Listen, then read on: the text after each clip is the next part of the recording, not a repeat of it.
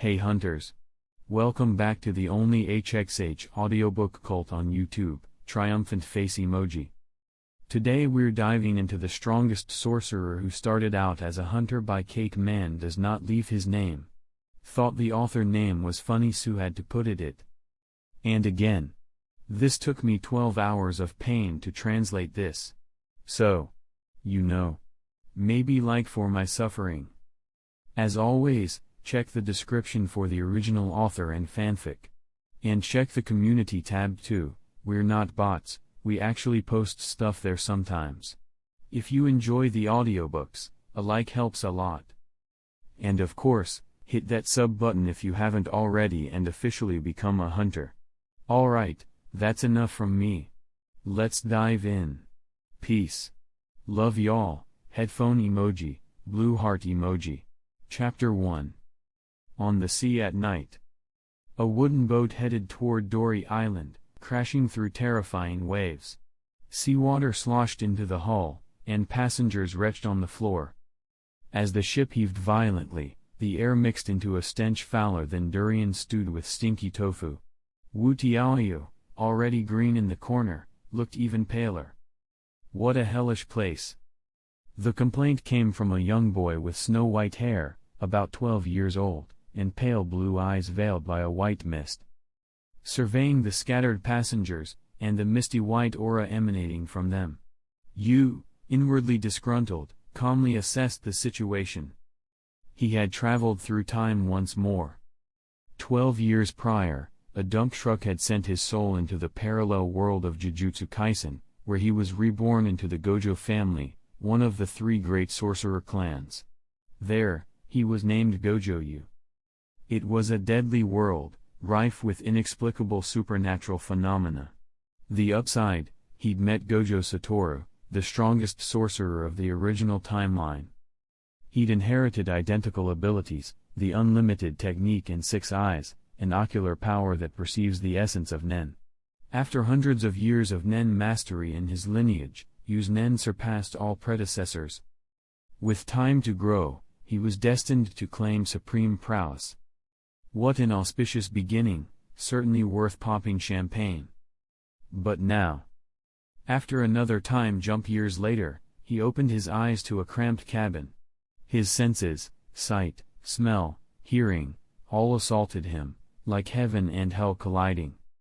Finally processing the flood of new data in his mind, he exhaled in relief. It's quieter now. The Nen-based surge of information had forced him to learn the local tongue in mere minutes, its toll scorching his mind and draining his pallor. Unlike others, the violent motion of the boat affected him little. Once accustomed, he caught snippets of the passengers' chatter. An old man retching violently began to curse, "Damn it! How long to Dory Island? Once I pass the hunter exam, I'll never step on this piece of junk again. TSK. You? If clowns like you could pass, there'd be hunters everywhere. Ha ha ha. They say. No one's passed the hunter exam in 3 years. I don't see anyone passing this year either." By eavesdropping, you confirmed one critical fact. This was the world of Hunter times Hunter. The ship's destination was Dory Island, site of the hunter exam. So, the white mist around these people, their aura. He glanced at the others, noting varying densities of aura clinging to their forms. His guess was confirmed. Well, most of these are just ordinary people. He showed no astonishment at perceiving aura. Maintaining a neutral expression, he drew in a slower breath. Mastering one's emotions was a fundamental skill for any sorcerer. But compared to mere aura, the provocatively dressed figure before him was far more intriguing. A red-haired man with teardrop in star face paint, his wild hair defying gravity. His handsome features were framed by a white coat patterned with playing cards, a slender waist bound in circles of pink cloth like bandages. He calmly built a tower of cards, a dangerous aura faintly emanating. Hisoka. You recognized him instantly. That outfit, that demeanor, it could only be Hisoka Moro. A perverted, twisted presence. Hisoka delighted in identifying prodigious talents, green apples waiting for them to mature before harvesting them in combat. Once he fixed his gaze on someone, they could expect a lethal show eventually. He'd rather steer clear, so you turned away, feigning indifference. But brief as it was, Hisoka had noticed. He paused, looked up and asked the white-haired boy with an unnerving smile. "Do you know me, kid?" Taken off guard, you hesitated, then replied calmly. "I just thought your outfit was unique, so I glanced." "Really?" Hisoka smiled, seemingly unconcerned. But he didn't look away. He narrowed his eyes, scrutinizing you. Strangeness. He detected no aura from the boy. But everyone naturally emits aura, from ordinary folk to hunters. That meant two possibilities. Either you was a seasoned Nen user, constantly suppressing his aura with ten, or he'd learned to conceal it unconsciously without formal training. In either case, he deserved attention. "Hey kid," Hisoka spoke again, voice light, and asked. "May I know your name?" Catching the irresistible gaze, you felt that sinking certainty. He'd been marked. After a moment's hesitation, he answered truthfully. "Gojo you."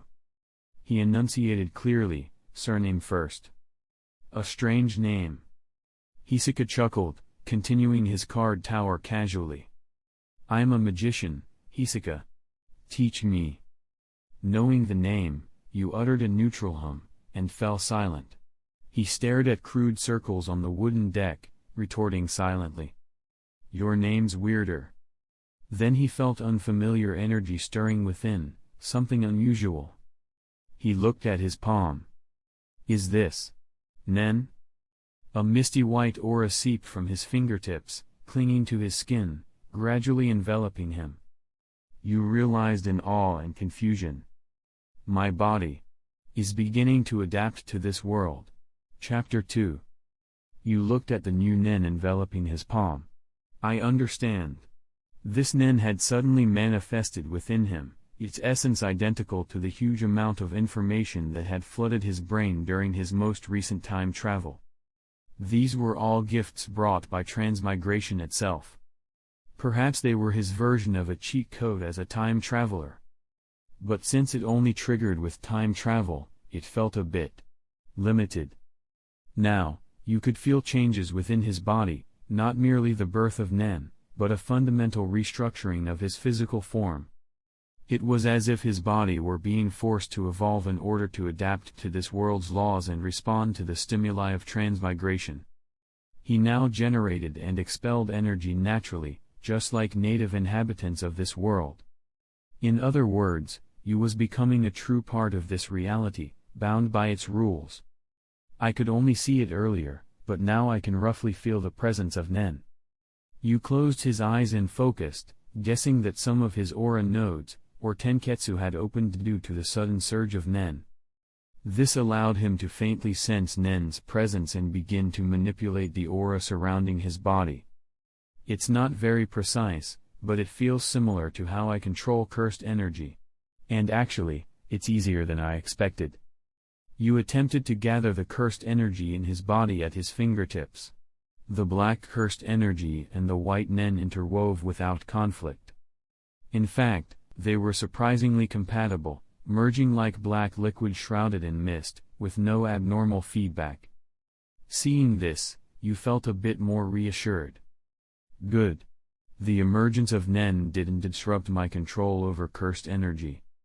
After all, his core reliance remained the limitless technique engraved deep in his soul. If Nen ever compromised his cursed energy manipulation, his entire foundation would collapse. And that was unacceptable. The limitless technique granted control over matter at the atomic level and mastery over spatial manipulation, with abilities like attraction, repulsion, and barrier creation. But all of it demanded pinpoint accurate cursed energy control. Although Nen had infinite potential, in Yu's view, it would be difficult to craft a Nen ability surpassing his physics-based sorcery. Still, now that my Nen is awakened, I need to test my nature. With that in mind, you subtly glanced toward Hisoka. The jester was still calmly stacking his card tower, seemingly oblivious. But you knew better. With Hisoka's level of Nen mastery, there was no way he hadn't noticed the brief disturbance caused by his awakening. He simply chose to ignore it, evidently not finding it interesting enough yet. Yu rose and made his way to the cabin door. As he walked, he planned to ask the kind old captain for a glass of water and then find a quiet spot to test his Nen category. 5 minutes later. He didn't find the captain. Only a young crewman with a friendly demeanor, who informed him that the captain was busy navigating. It made sense. In seas this rough, only someone with that kind of experience could keep the ship upright. A less capable pilot might already have sent them to the ocean floor. And even Yu, with his current powers of attraction, levitation, and short-range teleportation, wouldn't last long in open water. Since the limitless technique consumed enormous energy, he couldn't maintain it endlessly without mastering reversed cursed technique. For now, his best hope was not sinking. Thankfully, the helpful crew member brought him a glass of water. Yu gave his thanks, and instead of returning to the cabin, slipped into the ship's bathroom. Despite the stench, he thought, if I test it here, no one will notice.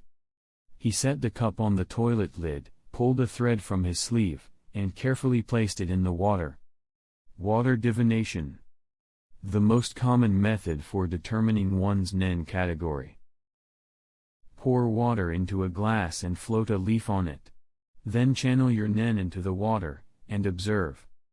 Water volume increases enhancement. Water taste changes transmutation. Water color changes emission. Foreign matter appears conjuration. Leaf moves manipulation. None of the above specialist. Although the cup wasn't full, and no leaf floated on it, and the boat rocked constantly. This was the best setup you could manage. This crappy testing environment might not yield a perfect result, but at least I can eliminate a few categories. Even on a stormy ship, Nen from enhancement, conjuration, or specialization still tends to cause observable effects. If luck was on his side, he could narrow it down early, and plan an Nen ability suited to his category. I wonder what kind of ability would come from blending cursed energy with Nen. I'm kind of excited. He stopped thinking and held his hands around the cup, concentrating to gather Nen into his palms using the sensations he'd just experienced. Soon, Yu found a familiar feeling. He directed his Nen to flow through his palms, steadily feeding it into the water. But 1 minute passed. The water trembled violently, but nothing else changed. No reaction. Yu frowned in mild frustration and peered closer, continuing to channel Nen. Often, beginners fail to produce visible effects simply because they inject too little aura. Yu inspected the color, no change, ruling out emission. He increased his Nen output slightly and, to assist observation, used a faint attraction field via the limitless technique to bind the water tightly to the cup walls. Soon, tiny black grains, like sand, began to appear in the water. Over a few minutes, they clustered into a black sphere, roughly the size of a pupil. Its material was indistinct. Impurities? Looks like a conjuration trait. Yu understood. He extended a hand and used attraction to lift the black orb into the air, rotating his palm so it hovered above. It floated. After a moment's study, Yu pinched it between 2 fingers. It crumbled, just ordinary grains of sand, easily crushed.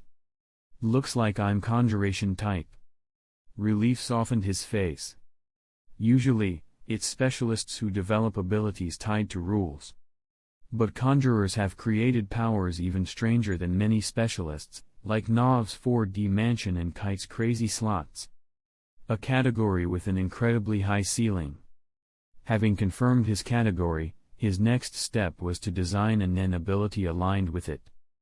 Before leaving, Yu sniffed the water. A faint sweetness lingered. He sipped. The taste was lightly sweet. A transmutation trait. Given the low intensity, you concluded his type was a hybrid, somewhere between conjuration and transmutation, leaning more toward conjuration. Chapter 3. On the turbulent sea, massive waves surged one after another. The colossal swell seemed to merge with the dark night sky, making the large sailboat rock violently as though on the verge of capsizing. The vessel barely survived the latest barrage of waves. In the captain's cabin, the bearded old seaman wiped the sweat from his brow and sighed. These winds and waves this year. Really something else. But at least, we've made it through. Though the sea remained rough, it no longer posed a capsizing threat even without him at the helm. With a cigarette of pressed tobacco in his mouth, the old captain issued a few terse instructions to his 2 deputies, then handed over control of the navigation. Now, the ship was close to its destination, Dole Harbor on Dorio Island. As captain, another duty awaited him. Hopefully, those kids didn't all get wiped out in that last storm. He muttered to himself, pushing open the cabin door and striding toward the passenger area. Each year, the number of applicants for the Hunter exam was astronomical. Even with the full force of the Hunter Association's staff, conducting the entire exam unaided would be impossible. To conserve resources, the association had long entrusted captains of transport ships with a vital first task, preliminary screening. Throughout the voyage, captains assessed which passengers could withstand the natural challenges. Those who succumbed to seasickness or fear, eliminated. If a person couldn't even endure this opening gauntlet, their physical condition would never carry them through the rest of the exam. In a way, those screened out were the lucky ones. After all, some never even made it to the exam site alive. Not long after, the old captain reached the hallway just outside the passenger cabin. From over 10 meters away, he muttered to himself. I wonder how many made it through this year. 1? Maybe none? Just as this grizzled veteran pondered the odds, he drew within 5 meters of the cabin. Then he noticed something strange. On the floor by the doorway, a white-haired boy sat cross-legged, peacefully dozing against the frame. The captain paused. Strange. Where'd this kid come from? As a veteran hunter examiner, he had developed a unique skill through years of practice. He could remember every candidate's face, name, and relevant details. His memory rarely failed him. It was, in his view, a matter of professional integrity, both to the candidates and to his role. Which is why the sight of this snow-haired boy, whom he had no recollection of seeing before, made him doubt himself for the first time. Maybe his age really was catching up with him. The captain approached, crouched beside the boy, and observed him quietly. What a face! The boy's skin was fair, his features delicate. With hair that white, there was no way he could have gone unnoticed. No way he'd forgotten someone this striking. The captain reached out, gently shook the boy's shoulder, and called. Hey, kid. Wake up. Can you hear me? Stirred by the shaking, he groggily opened his eyes. In front of him stood a blurry figure, repeatedly calling to him. He blinked, and gradually the man came into focus, scruffy beard, captain's hat, prominent rosacea. Who are you? You asked, voice low. I'm the captain of this ship, the man replied sternly. Seeing you awake, he pressed further. And I should be asking you that. Who are you? When, and where, did you board this ship? And why are you sleeping by the cabin door? Captain. With the interrogation, Yu's awareness returned. He glanced at the man's stocky build, plain sailor's clothes, and that signature beard. He instantly recalled the hunter examiner from the original series, the one who tested Gon, Killua, and the others. Realizing who this was, Yu knew at once, this man was here to observe and report candidate performance to the Hunter Association, an unofficial screener. The thought made him cautious. In this world, a hunter license was the difference between a mundane and an extraordinary life. Though he had the limitless technique and an awakened nen, he still lacked basic survival essentials: money, identity, resources. "My name is Gojo. You stood and gave a simple self-introduction, thinking over the captain's questions. After a moment's pause, he answered. "When I woke up, I was already on this ship. As for when I boarded, I honestly can't say." The old captain stared into Yu's pale blue eyes, searching for deception. But this boy, Gojo, was telling the truth. Years of experience had taught him to read people. And those eyes, clear as glacial lakes, made it difficult to imagine any ill intent behind them. "Then why were you sleeping out here?" The captain's tone had softened. "Because there were no open spots inside," Yu replied as he remembered what happened. After testing his nen affinity, he dragged himself back to the cabin, only to find his seat taken by some snoring, disheveled uncle. Hearing this, the old captain opened the door, eyes scanning until he paused at a corner. "Isn't that seat next to the guy open?" You didn't even have to look. He knew exactly who the man meant, Hisoka. He replied, dryly. "Don't you think that guy looks dangerous?" The captain squinted toward Hisoka. "Yeah. Fair enough." You stepped beside him and peered inside. Sure enough, Hisoka was still calmly stacking cards into an ever taller tower. You silently grumbled, "He never gets tired of that. And why the hell does he bring so many playing cards everywhere? Some people just weren't wired the same." At that moment, the captain murmured, "This year, most of them didn't make it through. Only one survived the storm." "Huh? Only one?" You snapped to attention. "What about me? I survived the storm too." "You?" The captain looked skeptical. "Are you even a candidate?" "No, wait, let me ask you something. Are you sure you're even here to become a hunter? If not, I can contact the Hunter Association once we dock. They'll help you get home safely." He took a slow drag from his cigarette, exhaled, and waited for Yu's reply. Chapter 4. The so-called hunter is the most elite profession in this world. It's a symbol of status, and even of class.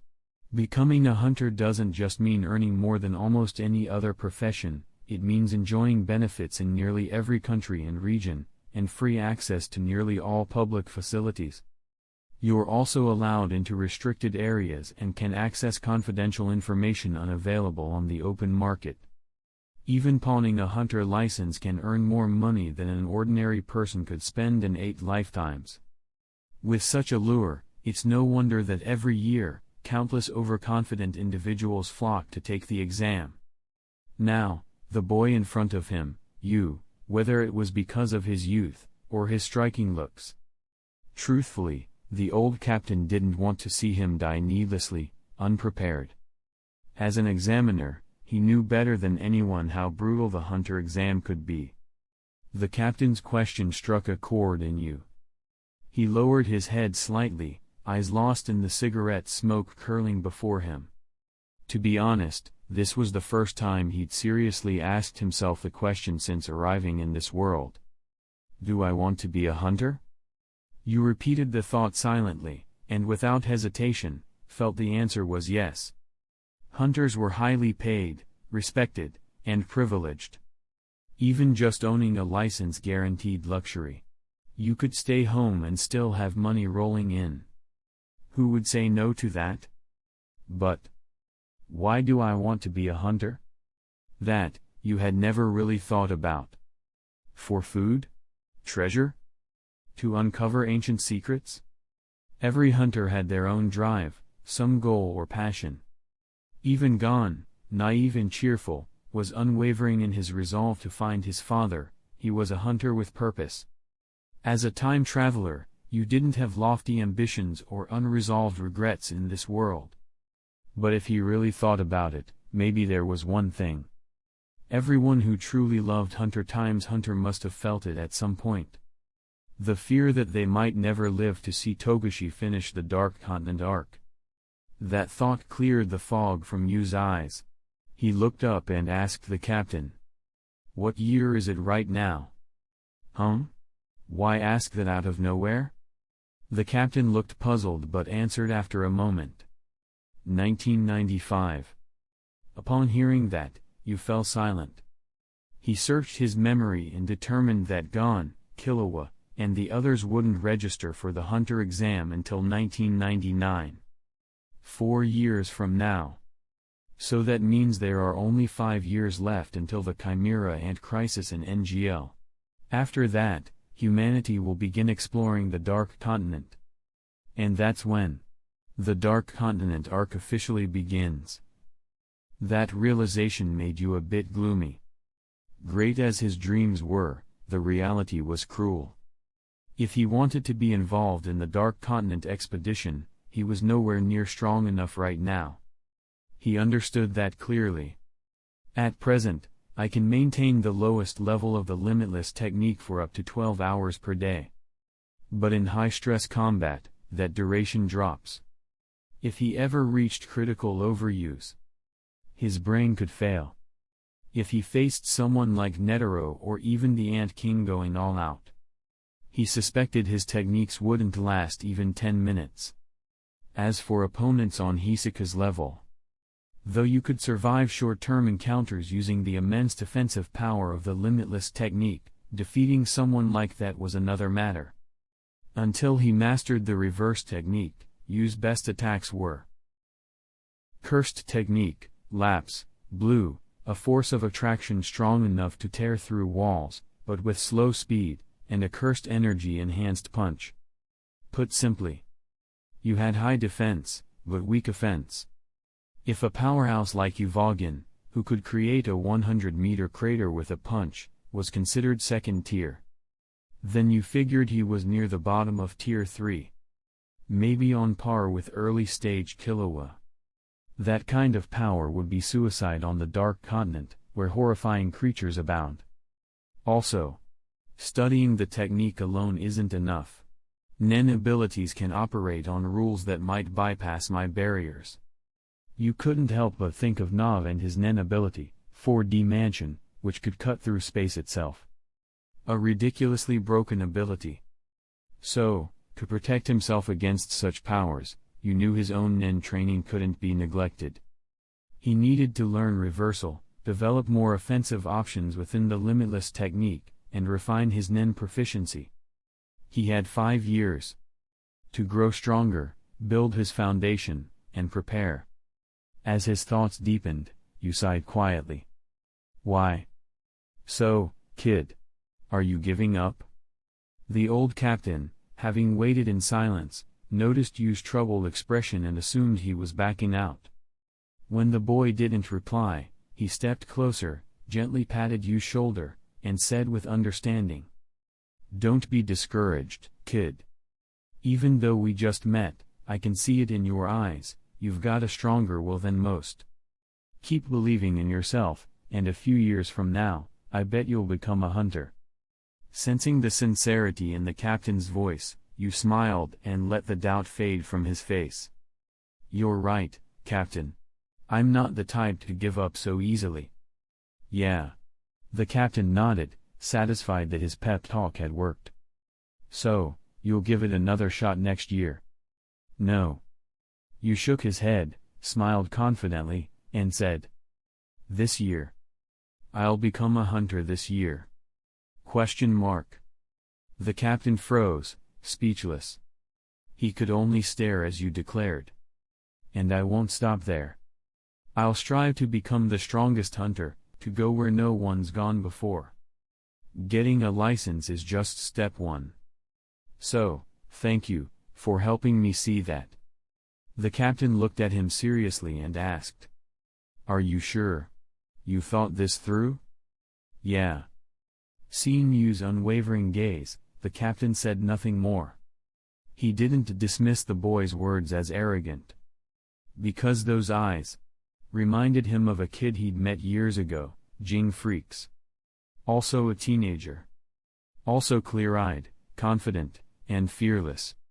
Now, years later, Jing had become one of the most legendary hunters alive, while the captain was still an anonymous hunter-examiner. Besides worsening health and a short fuse, not much had changed for him. By comparison, he felt so ordinary. But he laughed, because this job allowed him to meet special people from time to time. Ha ha ha. That's one hell of a goal, kid. He looked at you again and asked, "What was your name?" "I already told you. I'm old, I forgot." Before you could finish, the captain cut him off. You chuckled helplessly and repeated, "Gojo you." "What a strange name," the captain commented. "But I'll remember it. I look forward to the day you become a hunter, you." "Thanks." You nodded respectfully. The captain smiled warmly. What a good kid, he thought. With that, the evaluation was complete. He told you, "Your assessment's done. Go find a place to rest before we arrive, but don't wander too far. I need to check on the last remaining candidate." He turned to leave, heading toward the cabin. But after a few steps, he paused, turned around, and called. "Ah, wait." You blinked, puzzled as the captain came back with a serious expression. The older man looked him straight in the eye and said, "When you asked about the year earlier, it reminded me of something. A few months back, the news reported that the Korta clan had been wiped out. They said it was because their eyes were like rubies, too beautiful. They became the target of some very bad people."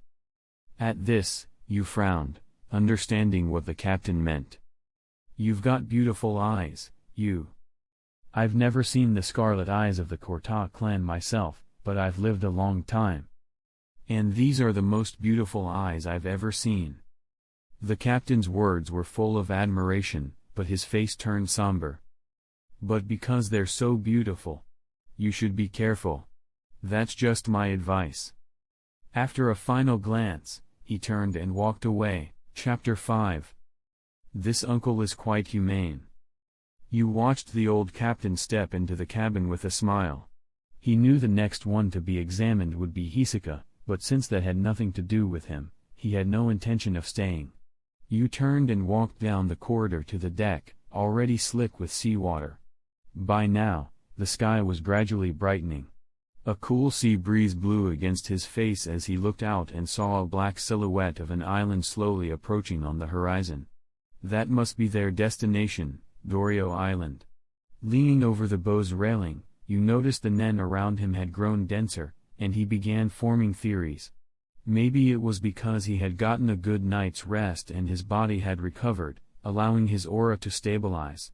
After all, nen is deeply linked to both physical and mental well-being. Still, what lingered more in his mind was something the captain had mentioned earlier. The Korta clan was exterminated. You muttered, "If I remember right, that was probably the work of the Phantom Troop." In the original series, all evidence pointed to them. Though their exact motive remained unclear, the outcome had been a brutal, one-sided massacre. That thought left you quiet for a while before he finally murmured, "A bunch of soulless murderers." A rare wave of disgust welled up inside him. Not quite anger, he couldn't feel that deeply, not having experienced it firsthand like Kurapika. But out of respect for life, he closed his eyes and observed a brief moment of silence for the slain. You considered himself a gentle person. He was willing to be humble and courteous to kind-hearted people, like the old captain. But if he ever crossed paths with monsters like the Phantom Troop, or the murderers and criminals that roamed this world, he wouldn't hesitate. Because letting them go would only lead to more suffering. If it was within his ability to stop them, then why not? Of course, that depended on within his ability. If faced with overwhelming odds, you wasn't reckless enough to fight a hopeless battle. In the end, there's only one truth. The bigger your fist, the more persuasive you are. Rather than waste time over things you can't change, better to use it to train. With that, you cleared his head and closed his eyes, focusing on the nen coursing through his body. He decided to use the remaining minutes before landing to practice one of the 4 fundamental principles of nen. 10. The technique of maintaining your aura around your body to prevent it from leaking. Training 10 strengthens the body, promotes longevity, increases focus, emotional stability, and resistance to outside influence. It is the foundation of all nen techniques and the first step toward mastery.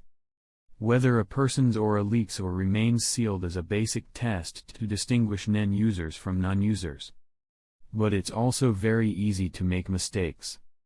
Now, you concentrated fully on his surrounding aura, trying to replicate his experience of controlling cursed energy in the process of practicing 10. As expected, he quickly found the rhythm and began drawing the wisps of aura above his head to circulate around his body. As I thought, 10 and encasing oneself in cursed energy work similarly. Both require concentration, sensitivity to internal flow, and smooth manipulation. But compared to cursed energy, which I managed precisely thanks to the 6 eyes, controlling nen is still a challenge. I'll need time and practice. You tried to extend his use of 10, but at most, he could hold it for a few minutes. If he relaxed even slightly, his aura would slip and the technique would collapse. Time passed quickly, half an hour had gone by. His awareness and control of his aura had improved slightly. Just then, a tall, strange man stepped out of the cabin. Wow! Hisoka leaned against the wooden wall, chin resting on his hand. He stared at you with interest, murmuring, "He's improving fast. Yesterday he didn't even have nen, but now he's got quite a bit. And it looks like he's practicing 10. Rare for Hisoka, he actually observed in silence. Though he wasn't sure what had happened to you, the way he was performing 10 made it clear. This kid was a complete beginner. His perception and control were far from polished. That clashed with Hisoka's earlier assumption, and he couldn't help feeling a little disappointed. Still, after watching for several minutes, he noticed the boy's progress. With each round, use 10 would last a bit longer, sometimes by 30 seconds or more. If you really was new to this, then even in Hisoka's eyes, jaded as they were, this was promising talent. You're lucky. A ripe fruit worth cultivating. Hisoka licked his lips slightly, a twisted grin spreading across his face. His presence began to radiate an eerie, suffocating pressure. Exclamation mark. You suddenly felt a chill crawl down his spine. He snapped out of his meditation instantly. The 10 he'd maintained for over 10 minutes vanished in a blink. He spun around to find the source. But no one was there. Gone. You frowned. He could clearly feel the lingering malice in the air. Someone skilled in Ju, the technique of suppressing aura completely, had been nearby. And someone capable of manipulating bloodlust so subtly. A very dangerous person. Hisoka. You sighed, resigned. There was no other possibility. On this ship, no one but Hisoka fit the profile. The disturbance nudged his aura back into motion. Perhaps it was just imagination, but you felt like his body and aura had grown more attuned through training in 10. Even the time he could sustain his limitless technique seemed slightly longer. What a pleasant surprise. Half an hour later, the ship finally docked at Dorio Island. The captain spotted you lying on the railing, unmoving. He walked over and tapped his shoulder. Hey! We've arrived, you. Hearing that, you quickly came to and replied casually. Come with me, I'll lead you off. Before the captain could finish, you hopped over the railing and jumped down from the ship. The captain rushed to the edge, only to see you standing solidly on the dock, waving back up at him with a faint smile. You're really something. The captain muttered. Maybe that talk about becoming a hunter this year wasn't a joke. Eventually, the captain disembarked as well.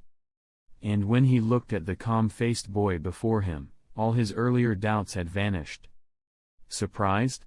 This dock is packed with examinees from all over the world, the captain said, gesturing at the crowd. But most of them were eliminated at sea, you replied coolly.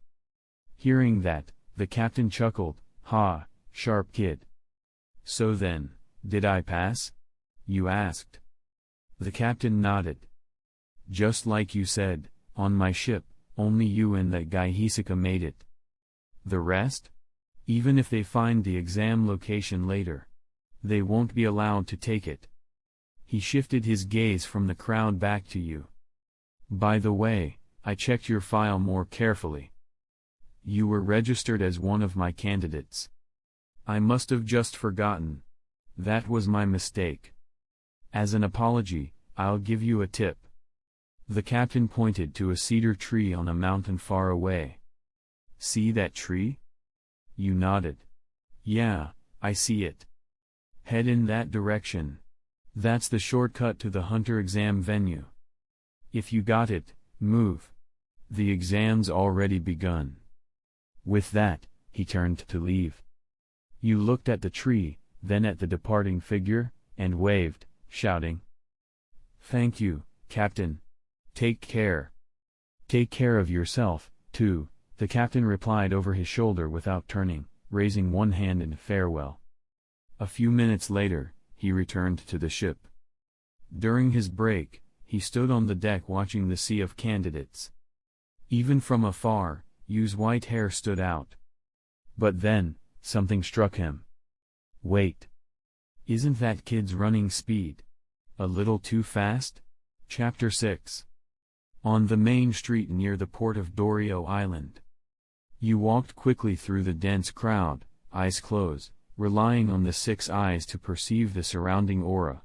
He hadn't forgotten the advice the captain gave earlier. In a place this crowded, keeping his eyes shut was a precaution, avoiding attention from any perverts or malicious onlookers lurking about. Thanks to the unique abilities of the six eyes, you could sharply detect the differences in people's auras and the nature of objects. This allowed him to distinguish shapes and features almost identically to seeing with his physical eyes. Even thick smoke from a fire extinguisher wouldn't obstruct this perception.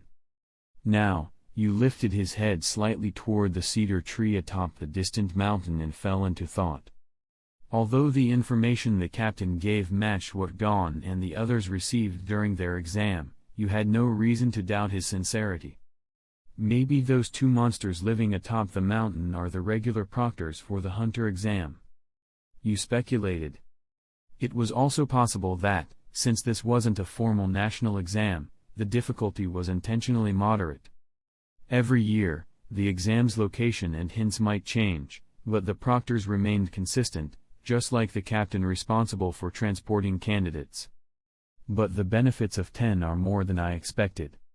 You clearly felt that after nearly an hour of training 10 on the boat, his muscles, stamina, and energy had improved significantly. And when paired with reinforcing his body using cursed energy, it was essentially a dual enhancement. Each step felt lighter, brisker. In no time, he crossed several kilometers without even breaking a sweat. Eventually, you reach a fork at the road's end, where a sign offered two choices. Only one of them led to the true hunter exam location. The left path led to the cedar trees, through a treacherous jungle filled with wild beasts. The right led into the city, where buses supposedly traveled straight to the exam venue. I bet a lot of people fall for this classic true info mixed with false trick. Even without the captain's tip, you, having prior knowledge of the exam format, would have rejected the city-bound bus route immediately. Still, every year differed from canon. He couldn't be completely sure that the cedar tree route was correct for this year, but with the captain's guidance, the choice was clear. Less time wasted. Less doubt. Goo. Goo. His stomach let out a loud, unfortunate rumble. Clutching his abdomen, You sighed internally and stepped out of the crowd, trying to maintain his composure. I haven't eaten all day. My head's getting fuzzy. If I take the exam like this, I might collapse halfway through. He shoved his hands into his pockets, rummaging for anything useful. All he found were a few large denomination Japanese banknotes printed with Ichio Higuchi, and a few coins. The coins might pass as metal scrap. But the paper bills? No chance of spending them here. Worse, he might be accused of using counterfeit currency and get beaten for it. With a sigh, you tucked them back in his pocket. Just then, a kindly old man nearby heard the sigh. He stepped closer and asked, seeing the boy's solemn face. "Young man, something wrong?" You turned and saw an elderly man with a thin face, hunched back, and a bundle of flyers in hand. He didn't look like a bad person. "Nothing." You smiled and waved his hand, but before he could finish, "Goo goo tilde."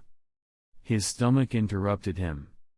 The silence that followed was awkward, but clear. The old man immediately understood what was troubling the boy.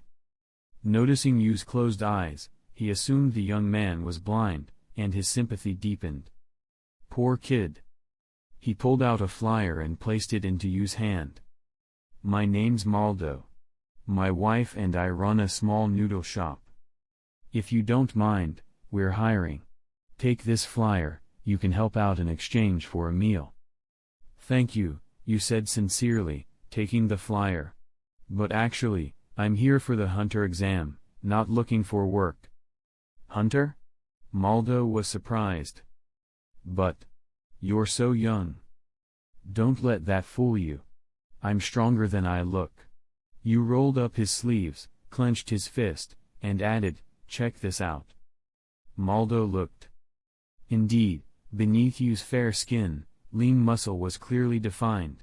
Not bulky, but powerful. Relieved, Maldo relaxed a little.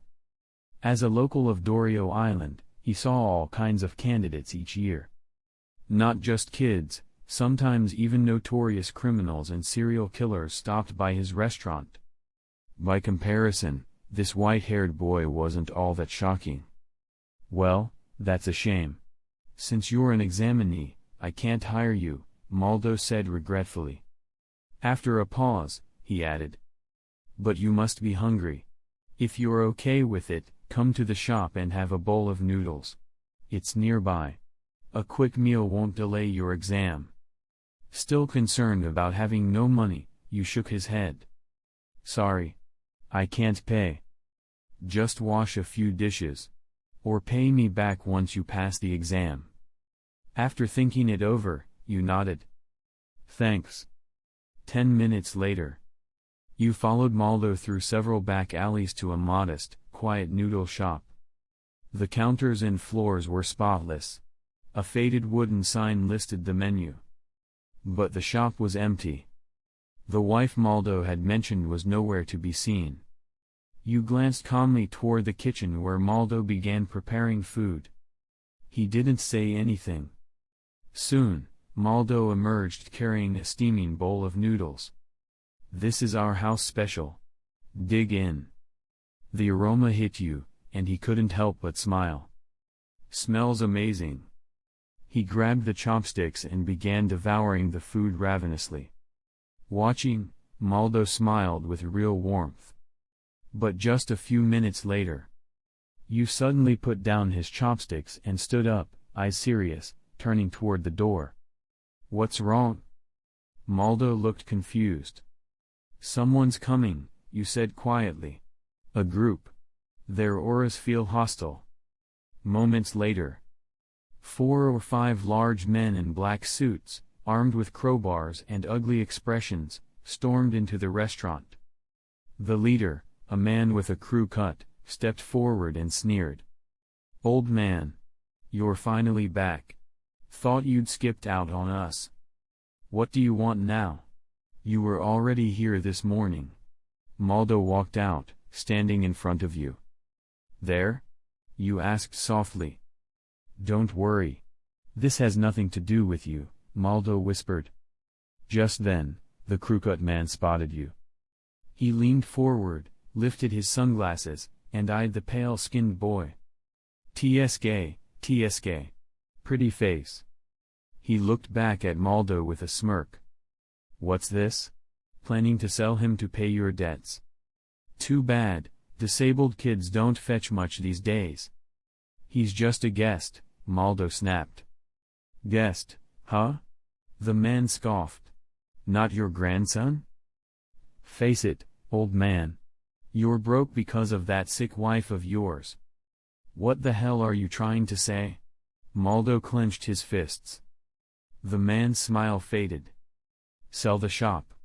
Give us the deed and the money, and I'll stop bothering you. Sound good? You. Maldo's face turned red. Veins bulged at his temples. But he couldn't speak. You finally understood the situation. He hadn't heard the whole story. But the bowl of noodles he hadn't finished had already decided his side. I'll take care of this. You gently pushed Maldo's arm aside and stepped forward. This doesn't concern you. Maldo reached to stop him. But his hand froze midair. An invisible force separated them, protecting the boy. Well, you've got guts, the crooked man laughed. You ignored him. He turned slightly and said quietly. Step back, Mr. Maldo. This might get loud. Black cursed energy began to flow from Yu's body, gathering at his feet and fists. The men in black chuckled, ready for some fun. But the next moment, Yu moved. In an instant, he crossed the half-meter gap and drove his fist into the crooked man's chest. Bang! The man flew backward like a cannonball, crashing through the shop's glass door, landing with a painful howl. The others froze. Not a word. Not a movement. It was like watching a system crash in real time. Yu dusted off his sleeves, glanced around, and said flatly. Next. I haven't even finished my noodles yet. Chapter 7. In fact, in his 12 years as a sorcerer, this was the first time Yu had ever attacked an ordinary person. Yu silently recalled the empty sensation of his punch just moments ago, thoughts spinning in his mind. Figuratively, it felt like an athlete who's passionate about the 100-meter dash. He takes one step, sprints a few meters, then the referee blows the whistle and forces him to stop. Still craving more. He gained no satisfaction from the punch, only a sense of regret. A melancholic look spread across his face. This guy was too weak. Staring at the man with the crew cut now crumpled outside the shop like a pile of rotting meat, Yu muttered this simple judgment. Even with that punch, Yu had held back. He infused only a fraction of his cursed energy into it, delivering perhaps half of his total strength. Yet it still packed enough force to launch the man like a missile. Inside the noodle shop, one of the remaining men in black finally snapped out of his daze, his face pale with panic. Who are you? As he shouted, he gripped the crowbar tightly, his limbs and lips trembling uncontrollably.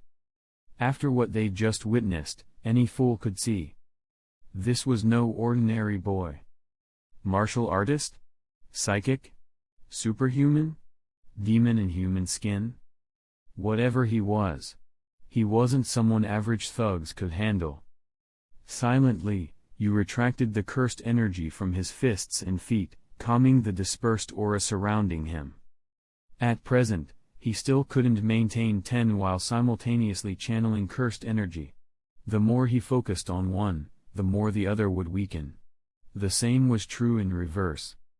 If he could maintain full body 10, or even more advanced techniques, while enhancing it with cursed energy and his limitless technique, his fist might carry the force of a small missile. But unfortunately, I'm a conjuration transmutation type. That kind of brute force combat style isn't what I'm aiming for. How to evolve my nen into something I need, that's the key to getting stronger. Not raw strength. Yu understood his own strengths clearly and didn't dwell on it. Returning to the present, he glanced at the thugs around him and said coldly, "As for my name, there's no point in telling you. No one with power lowers themselves to introduce their name to someone weaker. And I don't care to know yours either, because to me, you're just trash." With that, you swept his eyes across the remaining 4. "I'll give you 2 choices. Run away now and never come back. Or stay, and all come at once. I won't waste time." Upon hearing this, one of the men stepped forward, face contorted with rage. "You've gone too far, brat." Suddenly, a pistol appeared in his hand, already aimed at Yu's head. His finger squeezed the trigger without hesitation. Bang! The gun roared.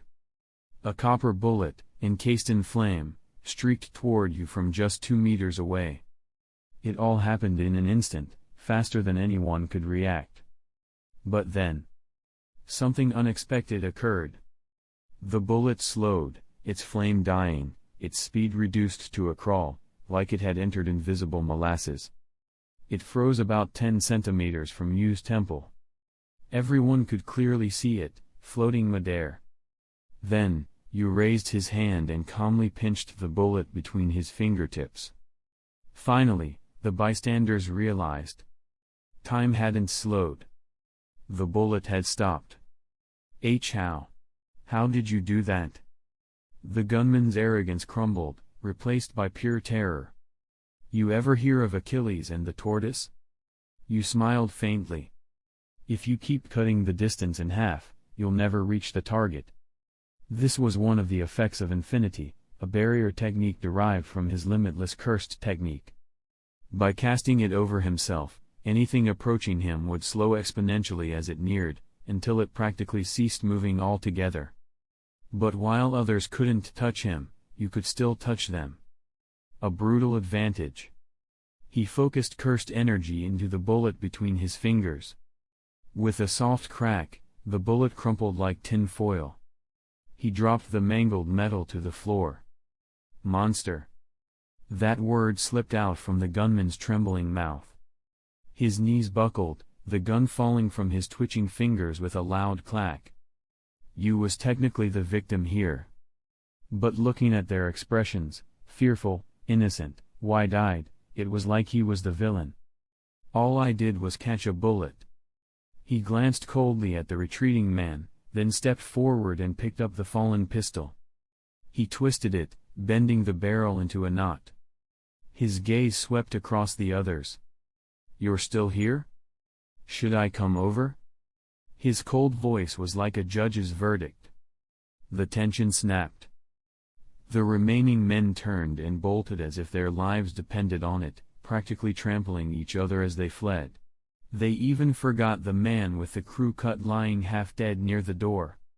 Yu stepped into the doorway, cupped his hands around his mouth, and shouted after them. "Remember, don't ever show your faces again. Otherwise." He didn't finish. Instead, he crushed the twisted pistol into a mangled ball, making the sound as sharp and loud as possible.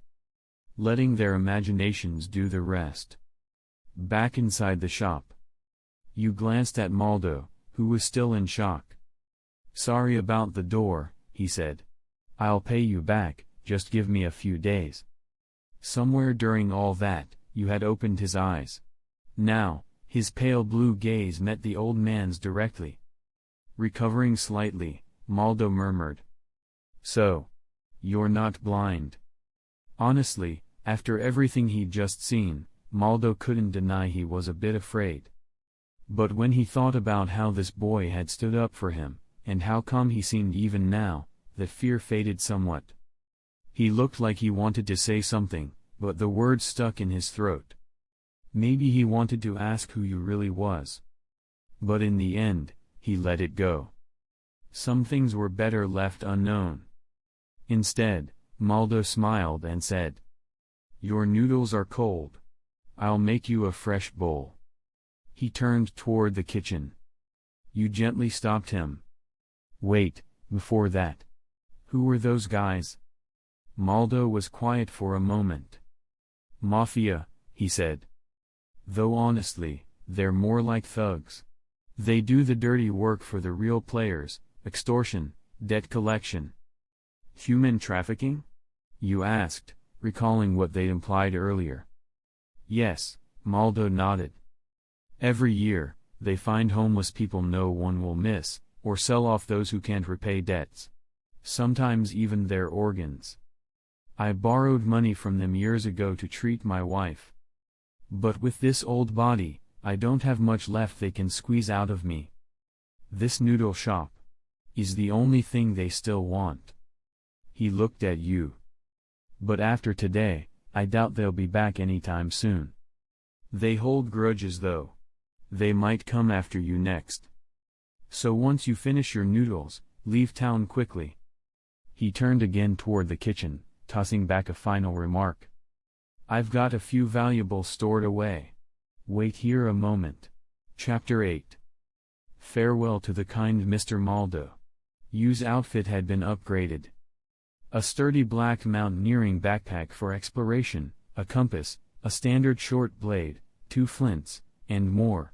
Mr. Maldo explained that he once dreamed of becoming a hunter in his youth, so he gradually prepared these supplies, gifts he wanted you to use on his journey. Though you insisted he didn't need them, he couldn't refuse such heartfelt generosity and gratefully accepted the gear. Reflecting on the help he received in just one afternoon, you resolved to repay Mr. Maldo once he passed the hunter exam. After all, earning money is effortless for hunters. By the time they finished, dusk had settled and rosy clouds tinted the sky. You ran slowly toward the cedar tree on Dolio Island, hoping town elders would remain working late enough to aid him. Along the route, he passed makeshift campsites, wild animals likely prowling among them at night, yet these people acted as if it were safe enough. Such recklessness baffled him. As darkness fell, the forest's dangerous wildlife came alive. You activated 10 defensively the entire way, wary of everything from predatory mammals to venomous snakes. Poisonous insects could be lethal to him, lacking the toxin resistance of someone like Killua or Silva. Even near towns, risk of infection remained. After an hour, you arrived at the gloomy settlement marking the ascent path. Despite running full speed under defensive mode, he felt exhausted. Thankfully, the examiners are still on duty. He saw an elderly woman in the center, questioning 2 cloth-covered candidates at the road's entrance to the cedar tree path. The old woman let them pass and then spotted the white-haired boy approaching. The last candidate tonight. She paid no attention to his youth or looks, simply repeated her routine line. If you want to reach the cedar tree, this is the only path. You must answer one question. You have 5 seconds. Answer wrong, and you fail. Before she finished, you reached the wall, feeling for a pathway hidden behind it. This was the real route. Though he could have bypassed the old woman, risking disqualification wasn't worth it, so he returned and faced her, nodding. The examiner saw something odd in his behavior, but let it pass. Ready? Answer carefully. Only these options are correct. You replied, calm and collected, yes. If your mother and daughter are both critically ill and only one can be saved, who would you choose? 1. Mother, 2. Daughter. A loaded question. Although you knew the correct answer, silence, he paused, just like a real-life moral dilemma or the classic trolley problem. Sometimes, the answer itself isn't important, it's the choice. Countdown, 5, 4, 3. You stayed silent. She looked at him again, unmoved. There is no objective correct answer in such scenarios. Silence is the only valid choice. The old woman smiled. Congratulations, you've passed. But you felt no joy in winning by outsmarting the system. You found the true path first, didn't you? As she spoke, the strange cloaked figure stepped aside and revealed the entrance hidden behind the wall. You nodded, aware that his 6 eyes had spotted the path instantly. From here, It's a 2-hour climb to the cedar tree, she instructed. Guides will wait at the top. If you pass them, they'll usher you to the exam site. Good luck. Thank you, you replied, then entered the stone passageway. He waited until the door closed before making his first move. Time for a speedrun. A smile crossed his features as he summoned his Nen ability. He planned to utilize advanced application of his limitless technique, namely, Kang, the reverse directional enhancement that allows ultra-fast movement through spatial compression. Kang equals accelerated teleportation via unlimit technique. It's effective only in uncluttered spaces, else you'd collide fatally. The secret passage was obstacle-free, perfect for testing. This is ideal. I'll try extending gap distance. He focused and activated Kang in 5-meter bursts. Though short per move, the casting frequency was incredible. You zipped dozens of meters in an instant. Meanwhile, atop the cedar tree, a pair of fox-like humanoid examiners had received word of a candidate passing. Moments after the call ended, they spoke in tandem. Great, we have someone to entertain. I heard he's young. This should be interesting. Couse. The night awaited the next challenge. Chapter 9. Under the full moon high in the night sky. A stream wound through the mountain ravines, shrouded in mist. A black and white figure burst from a cave, raced across the stream, and darted through the thick forest with blistering speed. He finally stopped beside a wide lake. His outline sharpened, white-haired youth, with a black backpack. He looked around warily. It had been only 30 minutes since he left the questioning grandma at the mountain's base and entered the secret passage.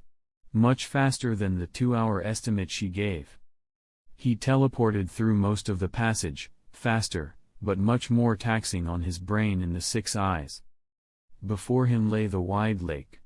At the nearest shore stood a flimsy raft someone had left.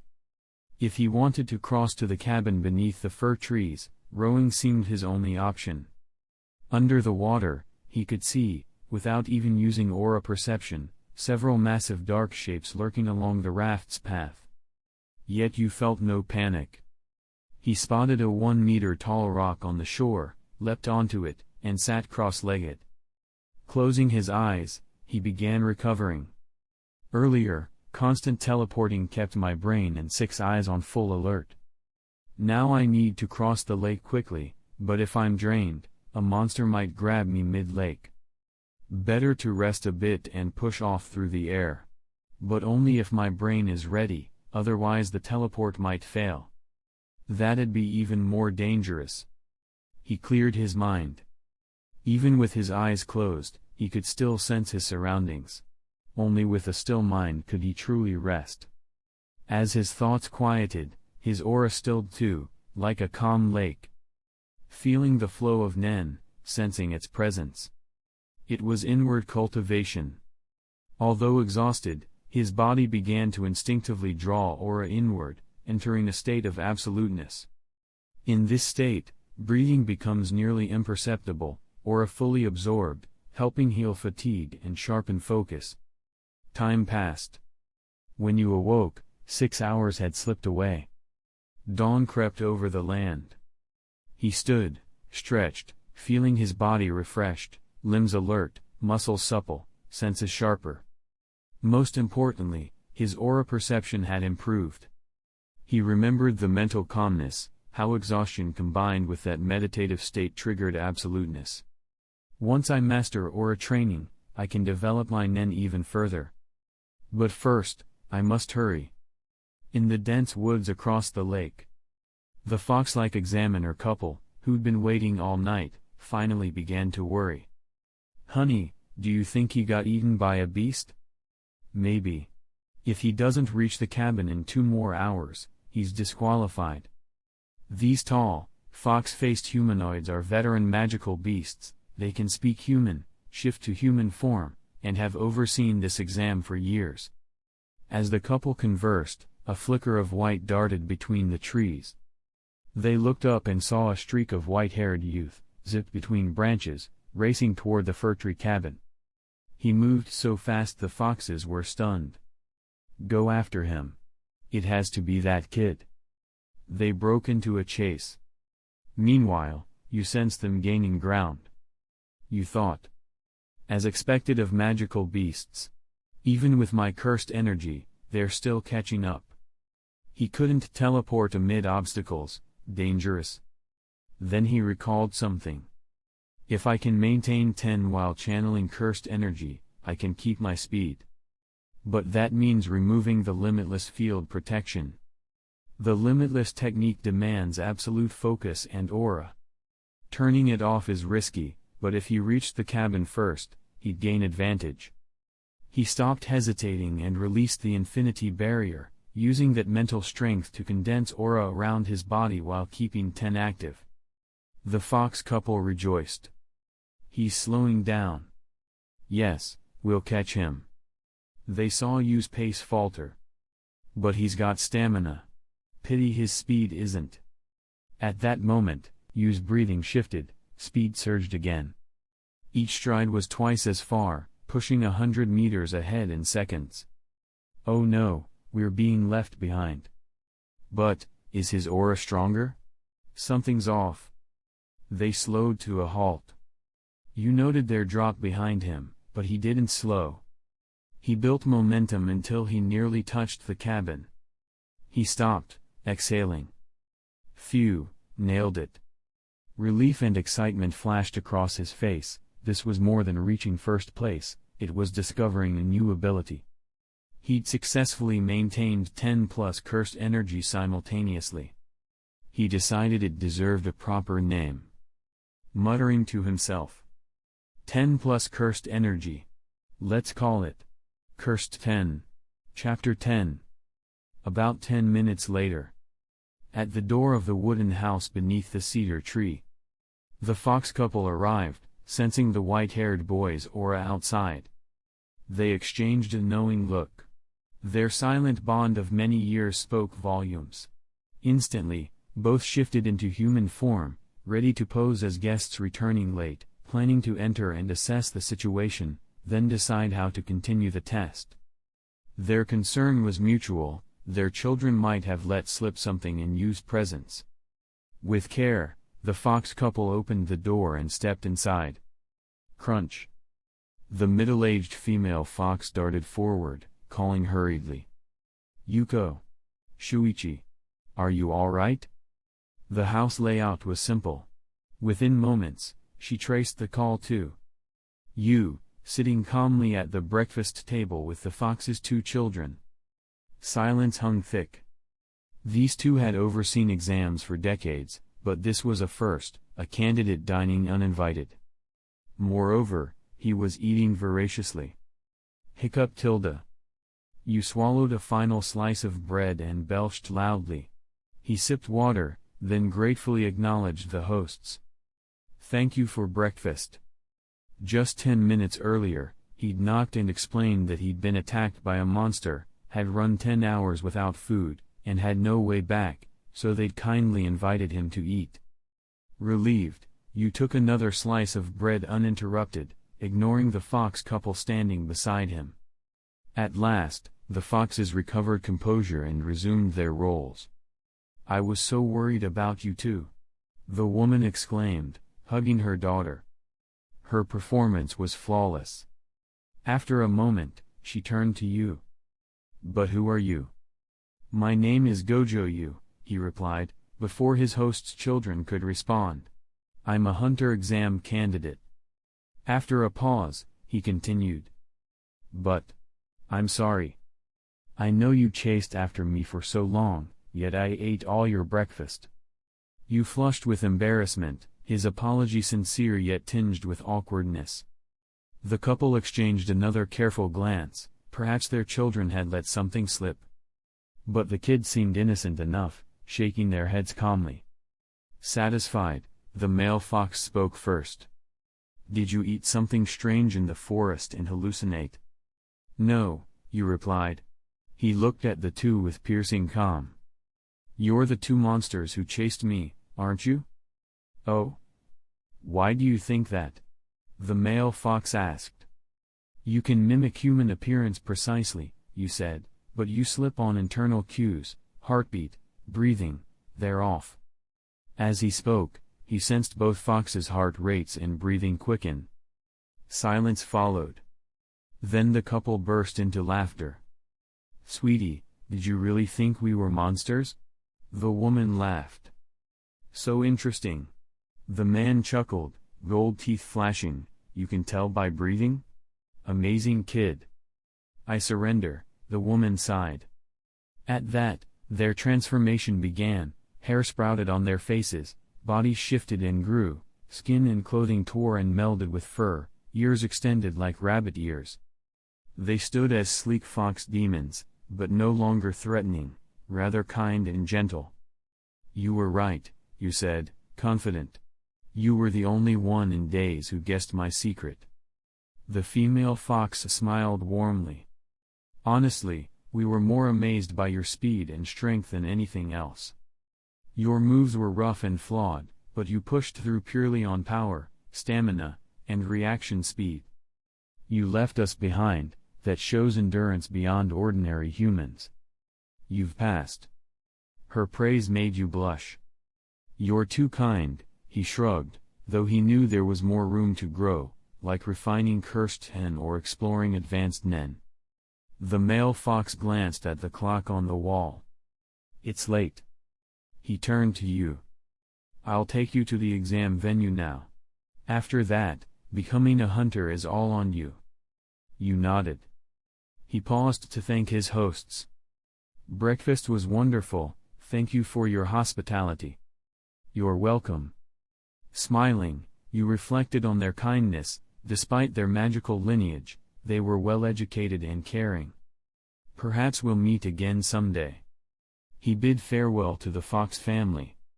The male fox transformed again into human form, then took you aloft, and escorted him toward the exam site. A few hours later, you followed the male fox, looking like an uncle, into a lively mountain city. Snow-capped peaks ringed the city, their tops still frosty after years. It was January, and the air bit cold. You activated 10, wrapping Nen around himself for warmth. This is Ilkend, the city hosting the hunter exam. The male fox explained, holding a note. Next stop, the exam site. Beyond that, your fate is your own. You nodded, tucking his hands into his coat pockets. They crossed several streets and stopped at an unassuming clinic. A simple sign proclaimed remedies for issues adult men dread, hair loss, hemorrhoids, etc. You're kidding, right? This really is the exam site? You asked skeptically. The foxman chuckled. Exactly so. You'd never guess this hosts millions of hunter exam candidates each year. All right. Let's go in. And they entered. Hey hunters. Quick cult required break. Wait 5 seconds and we can keep going. 1, 2, 3, 4, 5. Okay. Done. Hope you're enjoying the new fanfic, let's keep going. Chapter 11. In the cold clinic. There was only an old man in his 50s, leaning back in his chair, quietly reading today's newspaper. Hearing the long-lost sound of the door opening, the old man didn't react much. He simply continued reading and asked casually, "What do you need?" "Uncle Fox says Mrs. Wayne's stomach isn't feeling well. She asked me to buy a box of stomach medicine," Uncle Fox said slowly. "Oh?" At that, the old man behind the counter became serious. "There are 2 kinds of stomach medicine in the store. One's 200 yuan, the other's 300 yuan. The 301, Sanbai Jia Ni, has added golden butterfly powder and flower du grass, so it's more effective. Which one do you want?" 200 yuan. Mrs. Wayne specifically warned me she's allergic to spathalabi, Uncle Fox replied. Understood. You realize they were using secret codes to confirm each other's identity as hunter candidates.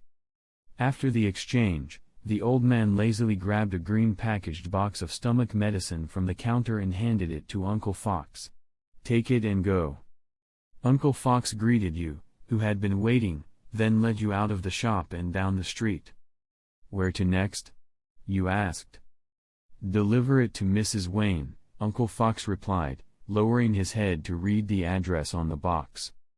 A few minutes later, you found Mrs. Wayne with stomach problems. She was a beautiful young woman. You watched Uncle Fox hand over the medicine box, and she gave him a card and a note. Using the note's info, you and Uncle Fox finally reached the real exam location, a packed bar.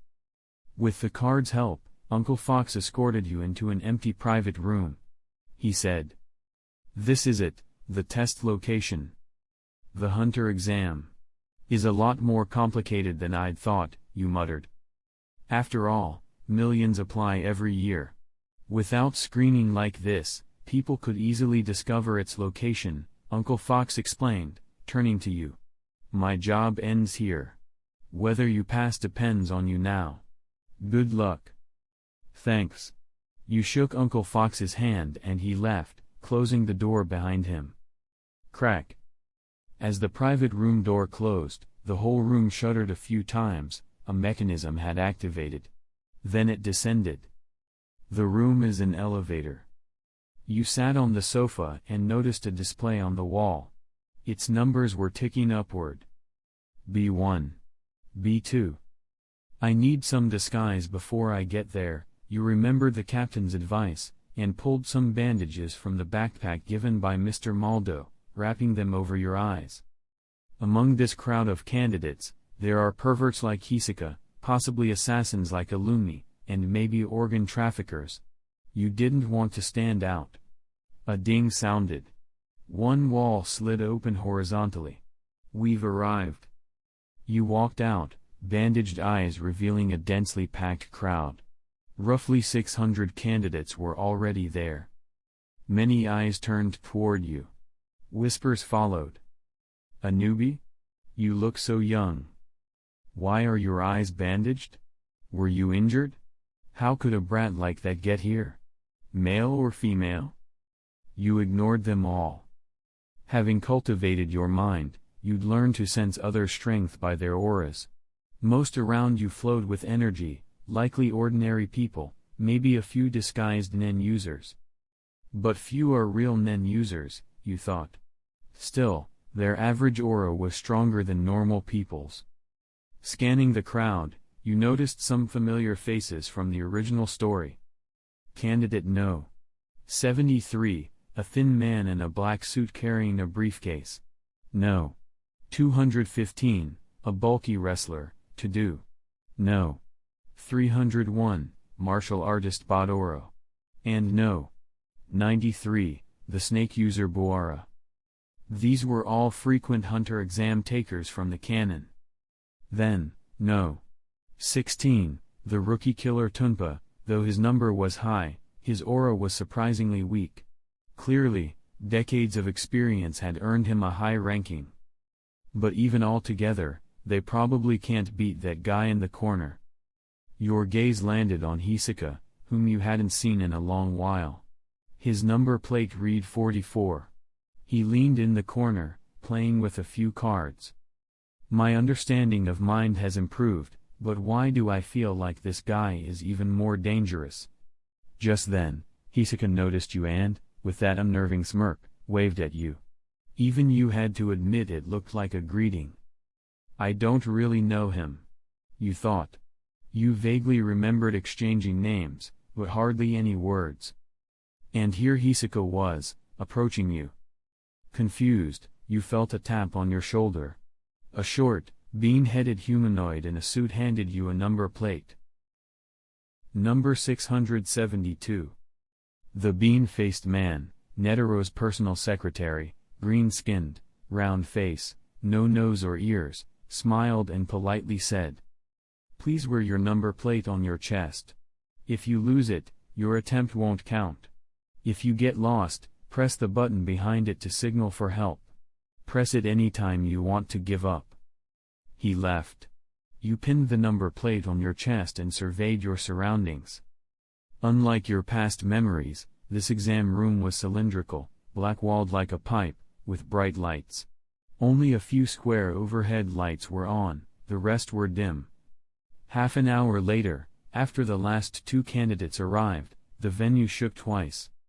The iron doors on both ends began to rise slowly. 2 identical examiners emerged from opposite sides. "Has it started?" you whispered. You stood and joined the crowd, all moving toward the center where the examiners stood. They were twin men, likely in their early 30s. Both wore shirts and ties. The left one had long, messy hair, looked gloomy and unmotivated. The other was polished, with slick hair, a professional smile, and perfect posture. The polished one spoke in a deep voice. "We are the examiners of this Hunter exam, Sam, and my brother, Thatch. Registration is now closed, 697 candidates in total." Sam clapped his hands, and corridor lights began turning off, leaving only the path of the examiners lit. He continued. "The test is to exit this dark corridor by any means. To prevent anyone from getting lost, follow one of us. Should you get lost, press the button behind your plate and wait. Or press it now if you wish to forfeit. Now, the first Hunter exam officially begins." Twin Sam and Thatch strode off in opposite directions, each light guiding a path. You looked from one to the other, sensing from their auras. Sam seems like a normal person. Thatch is a Nen user. What an odd pair. Chapter 12. Thatch, with his messy hair, used the tangle, and his footsteps were much faster than Sam at the other end. Most people simply couldn't keep pace, and his speed gradually increased. On the other hand, Sam adjusted his pace based on the candidates trailing him. Though I don't know whether these 2 examiners did it on purpose, I realized. Regarding thoughts, it is not an assessment item in the Hunter exam. So the selection likely has nothing to do with whether the examiner is a Nen user. After thinking it through, you decided to follow Examiner Thatch, who had psychic power. You then redirected his thoughts in Nen, activated the spell entanglement state, and soon caught up. Meanwhile, Hisoka remained in the center of the venue, shrouded in darkness. With his keen perception of thoughts, Hisoka noticed Yu's increased aura and a more mature entanglement compared to the boat. He slid his tongue across his lips and murmured. "I haven't seen you for a few days. You've grown so much. Really. You surprised me." He didn't follow you, instead walking slowly toward Examiner Sam. "I'm really looking forward to the day I can taste the fruit." At that moment, you suddenly felt a cold breath rush at his head. He shuddered, stopped, and looked back. He was at the end of the line. Behind him lay pitch-black darkness. With his enhanced senses, he didn't detect a single figure within several hundred meters. An illusion? He refocused and chased after the group again. By the light of an examiner passing not far ahead, a fat middle-aged man noticed you looked off. "What's wrong, newbie?" The man moved closer, speaking as he ran. "Are you unwell?" You heard the voice and looked over. It was candidate No. 16, Tunpa. The rookie killer from the original story. He claims to help newcomers, but in truth delights in crushing their dreams, often using underhanded methods to eliminate them. A truly annoying guy. You thought, why does it feel like psychopaths abound in the Hunter world? Oblivious to Yu's guard, Tunpa introduced himself. "My name's Tunpa, this is my 31st Hunter exam. I'm a true exam expert. If you have questions, ask me anytime. After all, the reason I haven't passed yet is because I love helping too much. Whenever I see a newcomer struggling, I can't help but offer my hand. I'm just that kind," Tunpa said with a smile. You winced inwardly. 11. Ridiculous. Tunpa asked, "What's your name, young man?" "Worry." His indifferent reply didn't stop Tunpa from continuing. He produced a can of orange juice and offered it. "Want some?"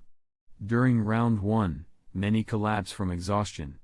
Sugar's essential. You cut in. No. It'd be better for you to drink your poison or laxative mixed juice yourself. You sped up to overtake him. As Tunpa watched you disappear, his smug facade fell away. Damn it, just a newbie, he muttered, his desire to prank the youngster ignited. 5 hours passed in the blink of an eye. You remained at the front, but the crowd had thinned from hundreds to a few dozen. Examiner Thatch ahead ran wildly, muttering discouraging remarks. Ah, I'm so tired. It's already time to stop. Why haven't we reached the end? Should we speed up? But if anyone can't keep up, the president will say I'm too strict, and will start over. Why did Sam choose this test? His voice was soft, unlike Sam's earlier announcements. Without Yu's heightened senses, these would have been inaudible. Still, you sensed that Thatch might not be as unreachable as he seemed. Hours passed. You started to numb out, his legs and body became machines, running on autopilot. This isn't a test of endurance, but of will. Gazing into the endless darkness beyond the light, he felt rare despair. He questioned his choice, perhaps Sam's path was right? Others thought so too and turned back. But you understood that without Thatch's intermittent light, lone walking in darkness would shatter one's spirit. With that realization, he asked Examiner Thatch. Mr. Thatch, is there really an exit this way? You asking me? Thatch slowed, turning toward you.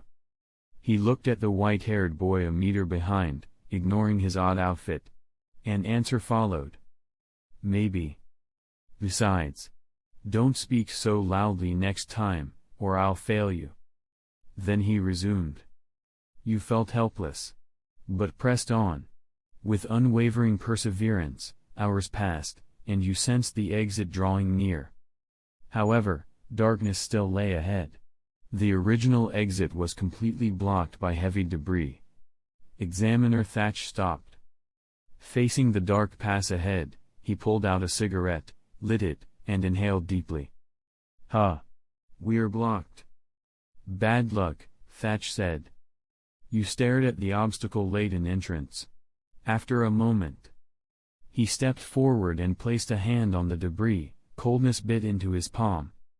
Focusing on the touch, you realized. Is this snow? Chapter 13. I'm so unlucky. This was the 6th time you heard Thatch voice those words since they reached the cave in trance an hour ago. About 30 candidates had caught up with Thatch and you, including Tunpa, obviously exhausted. You thought to himself, Tunpa always claims he doesn't want to be a hunter, preferring to watch newcomers fall to despair, but he throws himself into the exam year after year. Deep down, he still craves the title. He observed the group inside silently. The gap between Nen users and ordinary people was cavernous. Even a beginner like you, with basic entanglement, showed superhuman endurance and speed, especially amplified by his cursed power. Now, at the foot of the huge snow barrier at the cave entrance, Thatch had tirelessly tried to move the snow-caked wall back and forth, leaving dozens of cigarette butts in his wake. Finally, he looked around and sighed, unlucky.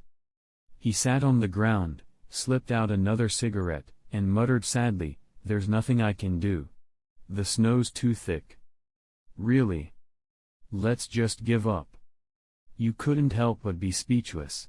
He'd expected the snow would be part of the test, but complete weather interference was another story.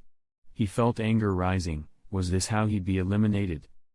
As you stood, ready to argue with Thatch, several candidates stepped forward to speak on his behalf. A dark-skinned candidate yelled, "Hey! Examiner! What's going on here? This is a dead end. Are we supposed to just wait and fail?"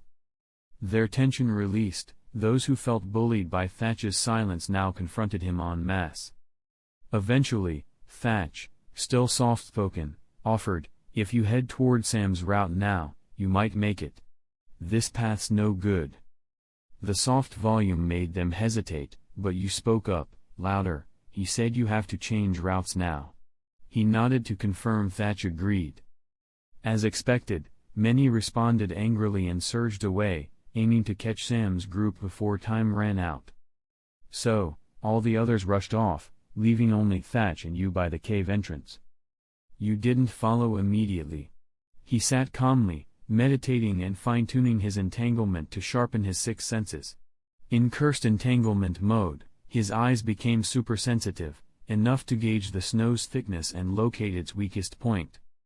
If I can break a hole in this snow, or let it crumble in, but not bury myself with unlimited defense, it shouldn't be hard. I just need to channel all my nen into my cane. But Thatch was still here, mentally blocking any aggressive action. Innocent lives would be endangered. Thatch suddenly spoke, "Aren't you going with them?" His voice was louder than usual, obviously audible. You replied, "No rush. I have something to ask." "Go ahead." "As long as it's not personal, I can answer at my discretion," Thatch answered. "Is there a time limit for this test?"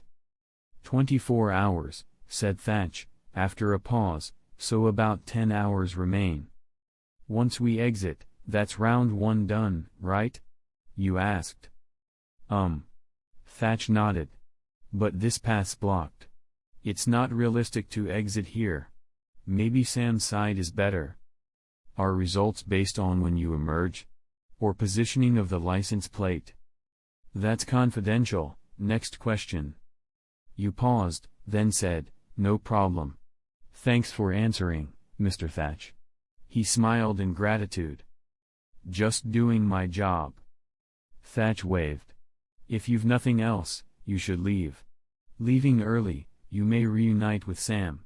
Even I can't cross to the other side in 10 hours. You joked, "If everyone says that, doesn't it make it harder for me?" Thatch was silent briefly, then added, "Don't you know how to use Nen?" You was surprised, Thatch voluntarily discussing Nen. He turned to him. Thatch, rubbing the swollen cheek, said coolly, "If you stop evenly coating your whole body with energy via entanglement, and focus most Nen into your legs and soles, could you reach the cave entrance in time? I've seen you use entanglement. To comprehend mind at your age shows incredible talent. In that case, this principle should be easy for you to understand." Chapter 14. Honestly, Thatch didn't think you would grasp the truth so quickly after just a few hints. From Yu's entanglement, Thatch could tell he was still a beginner in Nen. His flow wasn't organic, as if pushed by the brain, not the heart. Even so, Thatch didn't correct him further. After only a few meetings, their bond wasn't strong enough to teach deeper techniques. Passing on Nen knowledge without knowing a person's nature risks big mistakes. You snapped back to awareness. Thatch's words had sparked insight, opening a pathway to a new world. He realized that Thatch's tip, simple as it was, would have led him to this technique eventually. It was only a matter of time. Focus your Nen on one spot, and keep it entangled. Concentrate energy on a specific part. This is condensation. The concept of concentration in the original story meant focusing Nen into the eyes to read minds, an advanced Nen technique enhancing body parts. You lost track of the test. Instead, he began practicing Thatch's guidance, mobilizing his Nen to gather in his palms. But every time the energy gathered, it collapsed. Insufficient Nen volume would cause the whole entanglement to fail. What's wrong? He thought. Normal entanglement is a uniform ellipse, but Thatch's method required a hammer shape, precision and Nen control were key. After many tries, he realized the problem, a simple lack of Nen. You remembered his training. Condensing Nen requires large volumes. Ordinary people can't sustain stable entanglement without it. Realization came, that's why I've been failing. He focused, imagining all his energy bursting outward. Rain poured down in his mind's metropolis, covering streets, climbing buildings, heading skyward, exaggerated imagery, but effective. Minutes later, without opening his eyes, he felt his mind stillness, his life force overflow through his pores. An immense aura surrounded him, his body surged with power. Found it, thought Thatch, watching Yu's transformation. The cigarette in his trembling hand revealed his shock. What a monster! When Yu opened his eyes, he saw the massive energy field, a successful condensation. He was thrilled. He rechanneled Nen into his palms. Success again. Then he remembered his test. Only about 9 hours remained. It's time.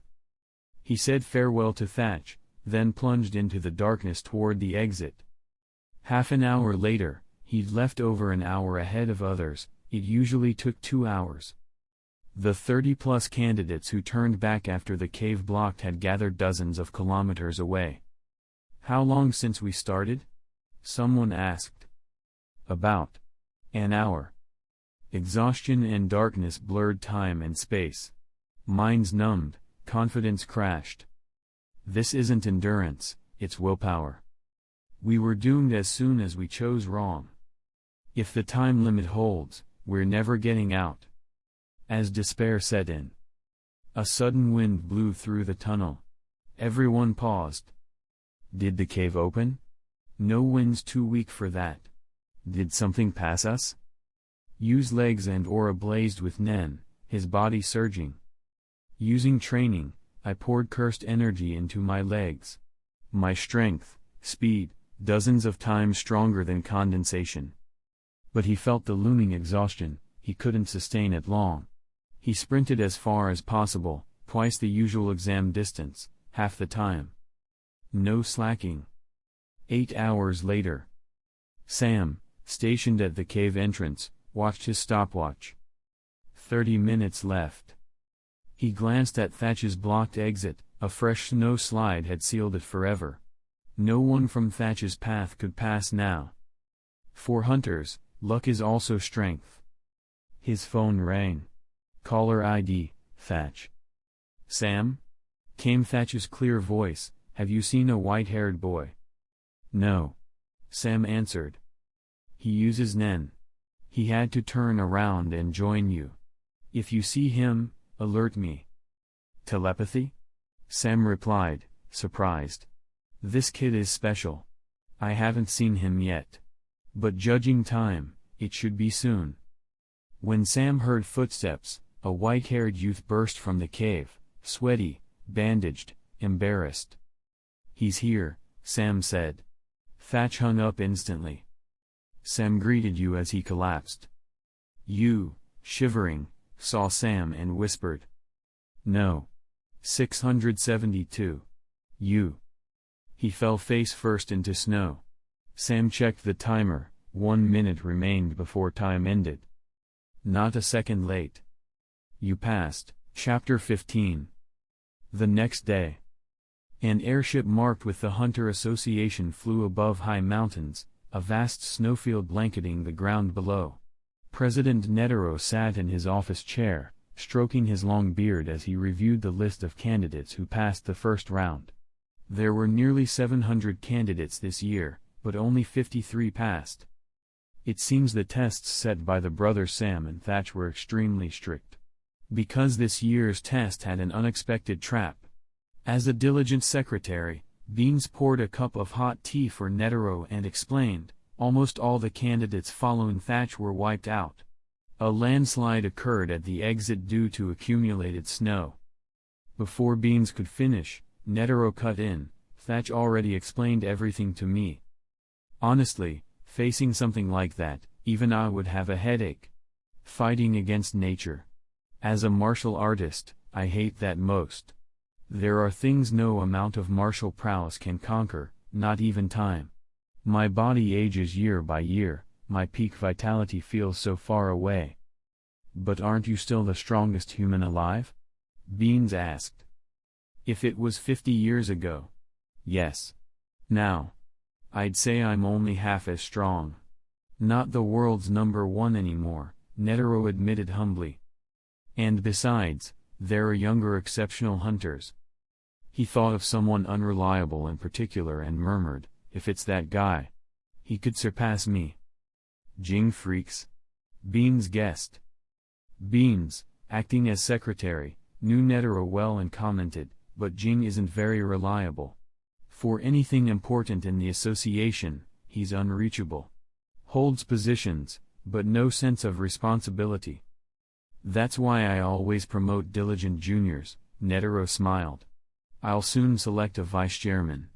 If Jing remains distant, I'll choose someone willing and capable." He turned back to the list. "By the way, nobody's ever passed this exam in 3 years. If everyone fails again, maybe we'll need to lower the difficulty next time. Nobody old or stuck neglecting fresh blood in the association." He reflected thoughtfully, if a female examiner leads next time, the exam might be kinder. At least no mass elimination like this. Meanwhile on the ship. After a full sleep, you woke early and headed to the buffet restaurant, eager to try new delicacies. He filled his plate and, with a satisfied burp, mused, "Rhinoceros pork steak. Who knew it'd taste this good? Unlimited servings would be amazing." Although the rhinoceros nose pig was only slightly stronger than a wild boar, its nutrition was superior to ordinary game. You felt livelier than yesterday and was confident he wouldn't collapse in a repeat of the first round exam.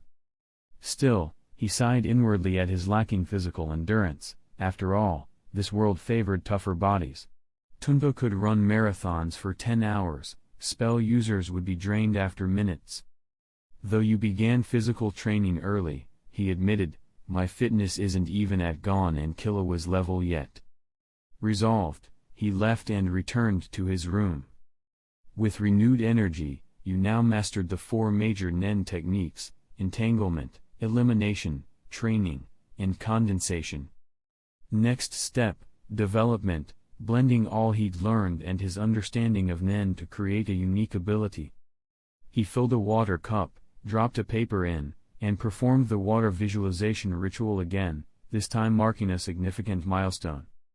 Hands bracing the cup, he invoked condensation and watched black sand appear, rapidly coating the bottom and floating the water upward until it overflowed.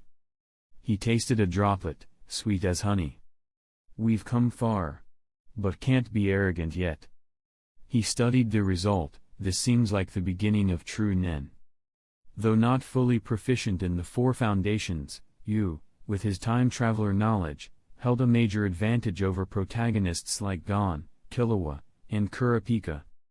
He recalled Kurapika's teaching on the materialization system, shaping emotional objects, like chains, in reality by perfecting form and intent. But Yu decided he'd let his ability evolve more naturally, reflecting his inner self, not forced by obsession. He placed hands together, summoned his concentration, and visualized. From his mind, threads of pure black energy wove together into a long, thin, snake/worm-like creature centered above his palms, a groundbreaking prototype. "Is this my telepathy power?" he wondered. Though primitive, this mental beast let him test Nen, and he planned to refine it later. He watched, intrigued, as the beast edged toward the cup of treated water. Suddenly, it teleported into the liquid, absorbing its sugar. Minutes later, the beast's belly bulged and expelled a transparent white bead with mist inside. "Is this a thought?" he observed as the creature digested the sugar and extracted a crystallized thought bead. It even sprouted tiny limbs, promising future evolution. Swallow, absorb, analyze. He realized such an ability to consume abstract substances, memories, cognition, existence, held immense potential, but likely carried high costs and limits. More research awaited. He drew out the bead using unlimited and inspected it between his fingers. "I feel like eating it." He crushed it. Immediately, the thought/power in it surged into him, like a mana recovery potion. That afternoon, you mentally and physically prepared for the next stage. His Nen journey had reached a major milestone. Chapter 16. Time always flies surprisingly fast when you explore with interest. You discovered that delicious food, especially sweets with excessive sugar content, was extremely tempting to his Nen beast. This reaction is exactly the same as his own. Should I say that it is as expected of me following my heart and manifesting my true self? He couldn't help but complain due to the worry in his heart. He needed to eliminate the nen beast's preference for food. He also discovered that once the amount of food that a nen beast could absorb each day exceeded a certain limit, even sweets would no longer entice it to eat. This is one of the limitations. But it makes sense. After all, a nen beast is essentially a creature made up of thoughts, nen, so it is easy to understand that it is restricted by its food intake as a living being. However, you had not yet tested what the nen beast could eat. At the same time, if what was swallowed wasn't delicious food, but something negative, such as a nen attack or a curse, would there be some kind of punishment mechanism? Moreover, it was still unknown whether it was possible to devour the thoughts, nen, of others. After all, up to now, he had never had a head-on confrontation with another nen user. Thinking of this, a guy who loved to build poker towers and dressed strangely emerged in Yu's mind. Hisoka. Worry always comes with a premonition. If nothing unexpected happened and he advanced to the final round, there was a high probability he would face Hisoka head-on. But defeating that guy head-on is not an easy task. Yu sighed. Just as he was about to continue testing the abilities of his nen beast, a notification about the second test suddenly came from the radio on the airship.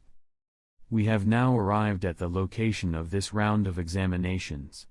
Candidates, please gather at the exit immediately after hearing the announcement. The test will start in half an hour. Please arrange your time accordingly and do not miss the test. Those who are late for the exam will be deemed to have failed. This is the end of the notice.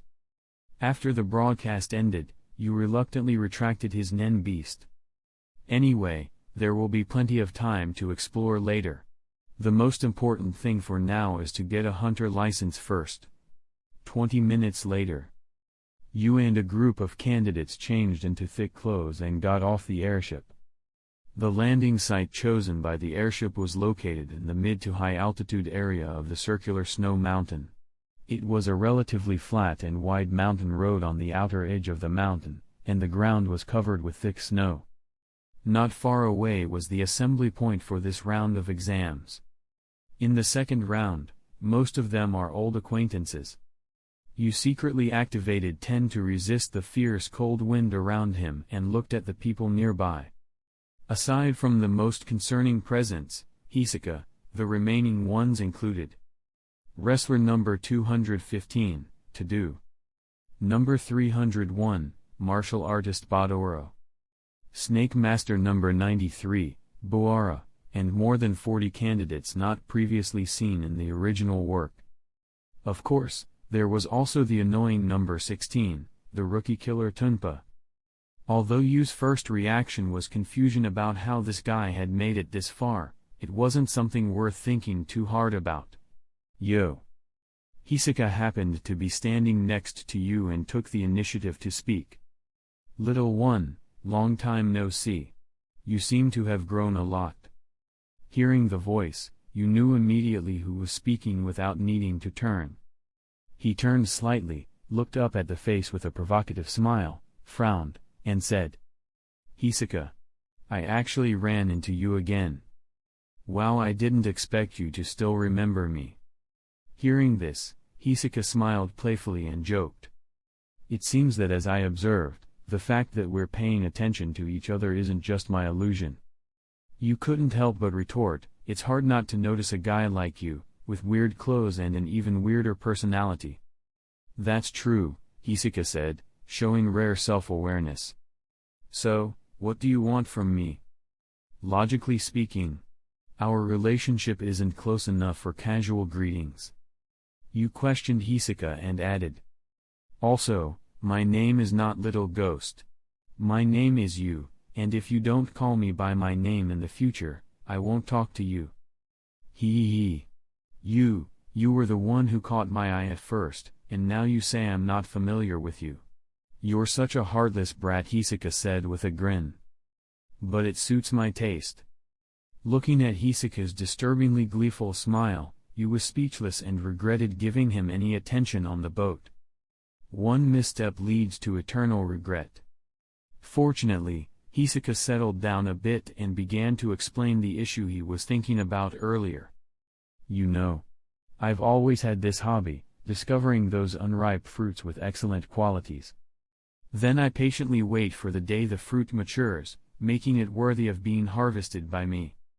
Only the joy of harvesting the fruit gives me true excitement.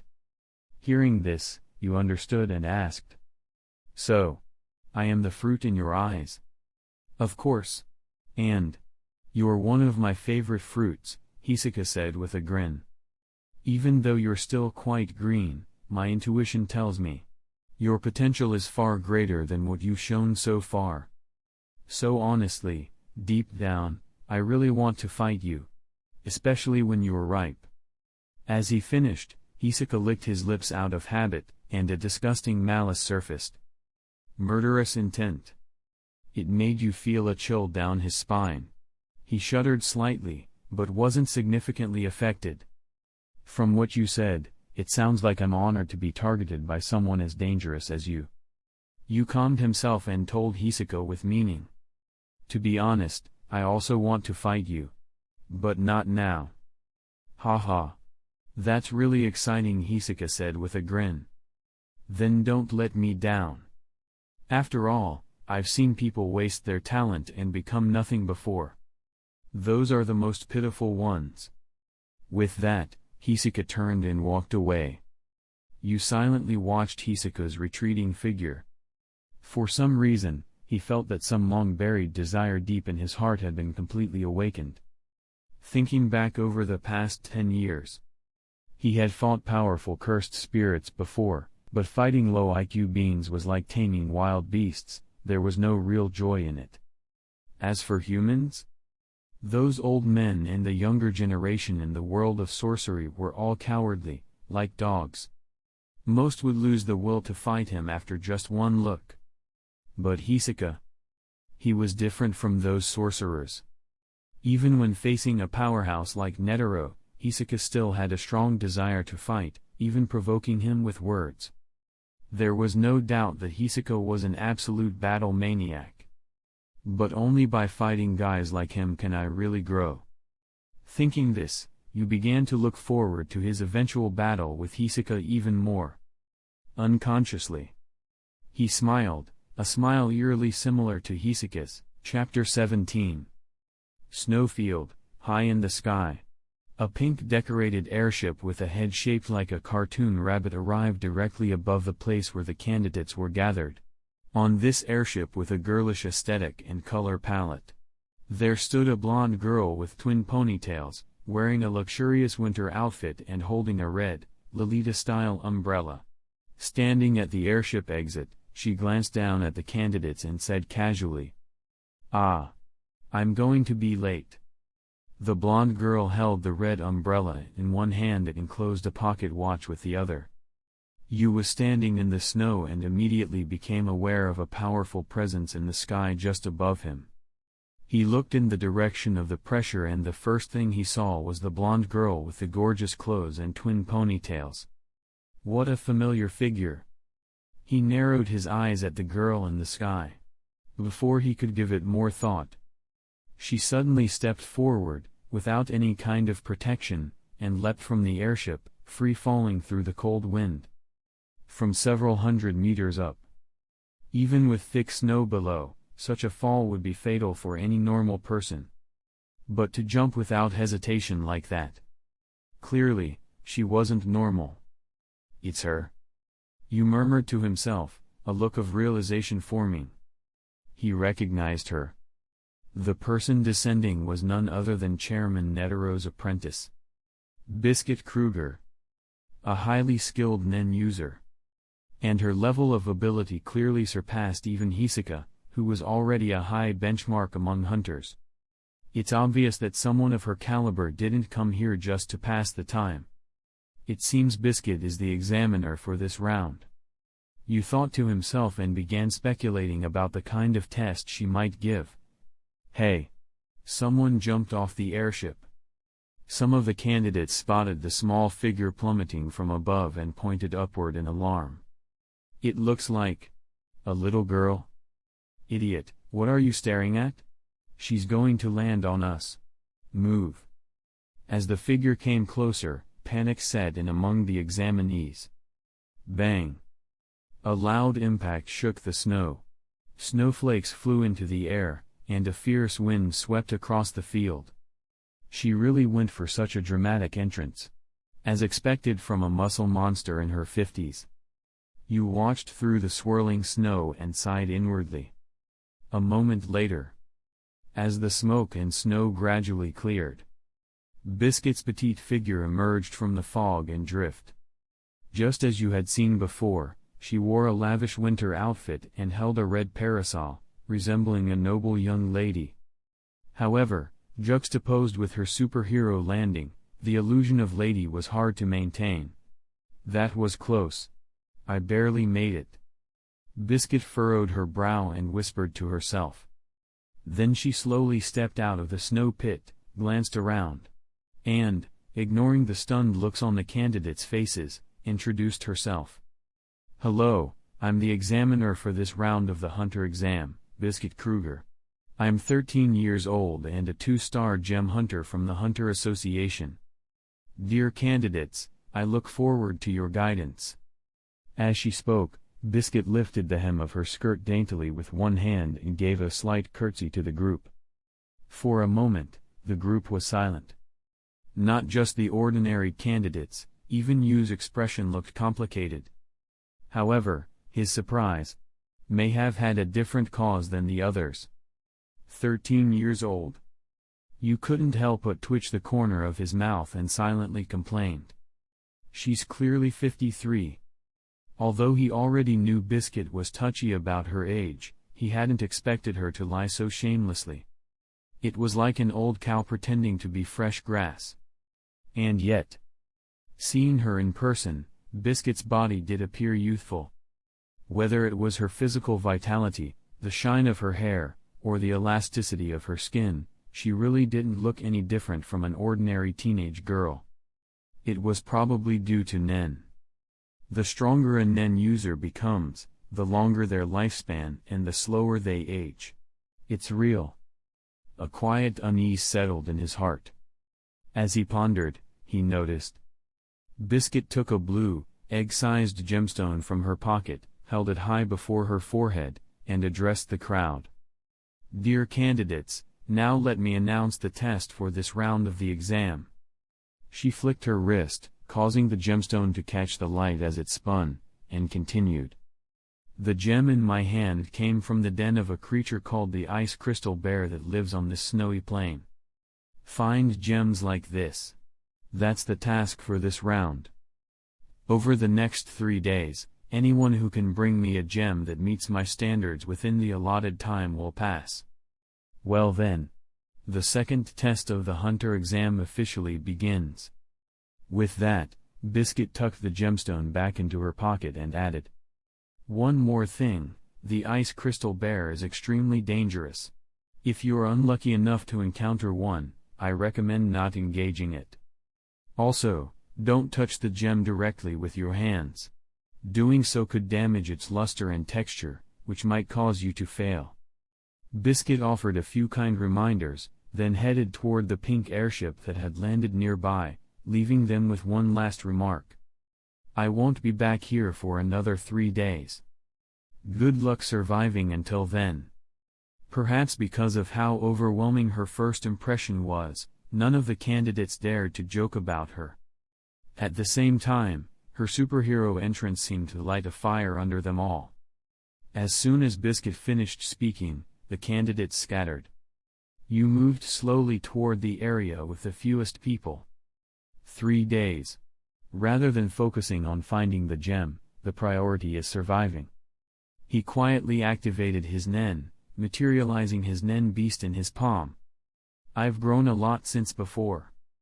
Now, with closer inspection, you noticed that as his Nen beast had grown in size, the 4 small dots on its abdomen had become more distinct.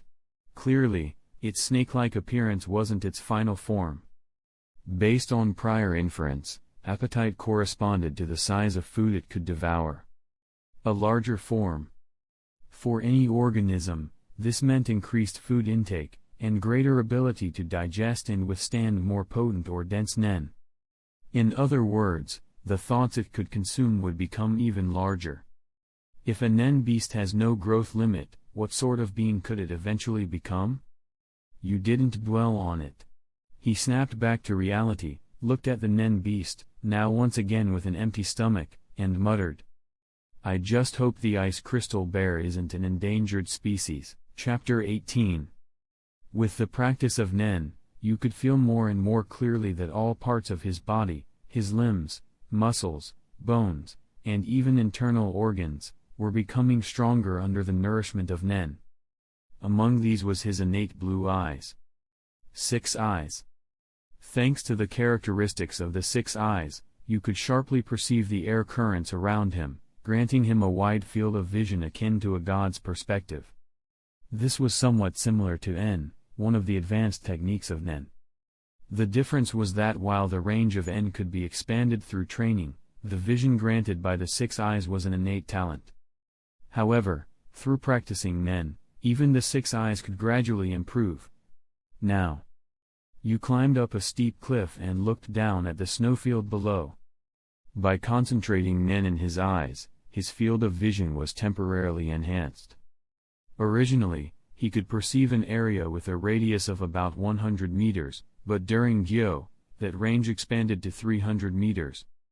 Now, even without using Gyo, my baseline field of vision has increased by several meters thanks to continual nen reinforcement.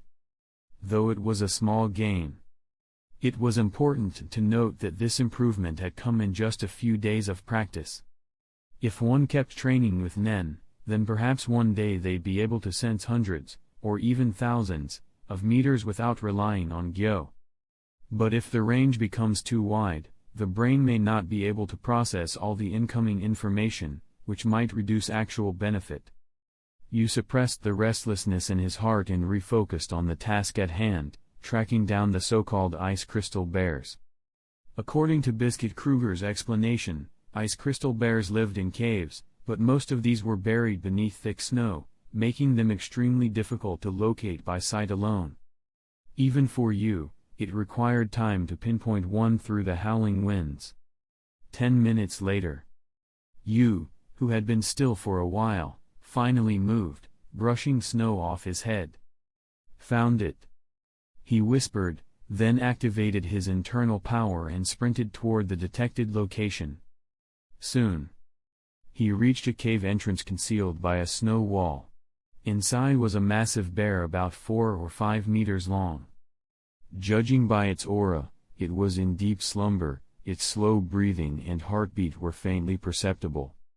At that moment, you looked at the snow wall before him, then raised his head toward the rabbit-headed airship in the sky. He couldn't help but wonder what Biscuit was doing right now. Was she watching him? This wasn't just vanity, he simply didn't want anyone witnessing what he was about to do. After several minutes of surveillance, you confirmed that no one appeared to be observing him and finally lowered his guard. "Let's end this quickly." He channeled his energy, infused it into a sigil, and pointed his pawn at the snow wall, silently invoking. Technique, forward direction, blue. A dark blue gravity sphere, laced with black energy, condensed before you. Upon forming, it became a ferocious vortex, pulling nearby snow inward and pushing it forward. Moments later, blue tunneled through the several-meter-thick snow wall, leaving a narrow path just wide enough for you. He slipped through the gap created by blue, which immediately sealed shut behind him. A thick snowball dropped with a muffled thud. Fortunately, the noise didn't wake the slumbering bear. Inside the cave, it was pitch dark, but you was unfazed. He walked along a snowy path, activating a spell to cloak himself in Limitless. After a few steps, he spotted the sleeping giant bear. From this close, you could see much more detail than before, from its thick fur to its razor-sharp claws. The massive bear was curled up, its back exposed, covered in crystalline blades of varying sizes. It resembled a dragon turtle, minus the shell. Judging by its aura alone, this creature doesn't seem all that powerful. You made this conclusion based on the nen floating around the beast. Still, it wasn't a guaranteed assessment. Unlike humans, animals don't increase their nen through systematic training. So gauging an animal's power by nen quantity alone was unreliable. Then, you quietly walked deeper into the cave and discovered a cluster of newly born ice crystal bear cubs. Their auras were faint but vibrant with life. Compared to the massive bear behind him, these cubs were barely cat-sized. They were oddly cute. You noticed that in their tiny paws, the cubs were clutching the very same type of blue gem Biscuit had shown earlier. Looking closer, each gem pulsed with dense nen. In other words, they were brimming with life energy. You casually picked up one of the spare blue gems and hovered it above his palm, observing it through an invisible nen barrier. Judging by its texture, it's similar to the crystal spikes on the adult bear's back. But why do only these gems contain such rich life energy? He couldn't discern anything deeper and decided it wasn't worth overthinking. Looks like the test is finished, you murmured with a smile and began to pack the gem away. Then he remembered his nen beast. Come to think of it, I wonder if the nen beast can eat this. Eyeing the nen-rich gem, you decided it could be a good test of his beast's appetite. He summoned the ever-hungry black beast into his palm. The gem floated near the beast. If it wants to eat, it'll go for it. You watched with interest. A few minutes passed, nothing happened. The beast didn't move. It was as if it were blind. Even though the vibrant gem was within reach, the nen beast showed no interest. Picky eater? You raised an eyebrow. If this creature only consumed gourmet food, wouldn't that make it functionally useless? No. This picky eating. It must change. With that, you grabbed the beast with one hand and tossed it directly onto the gem. Thankfully, as soon as the nen beast came into contact with the gem, it appeared to sense the abundant life energy and showed interest. The nen beast lay across the gem, slowly absorbing the energy through its skin, its body growing, if only just barely. You silently waited. After half an hour, the beast had fully absorbed the life energy, and its belly was once again full. Meanwhile, the gem's color dulled. Once a dark blue, it now bordered on white, clearly drained of its vitality. But to think this little gem could satisfy even my nen beast's exaggerated appetite, and still have some left over. It's definitely impressive. With that thought, you looked toward the cubs and decided to take 2 more gems. But aside from the one he had taken, the rest were tightly clutched in the cub's paws.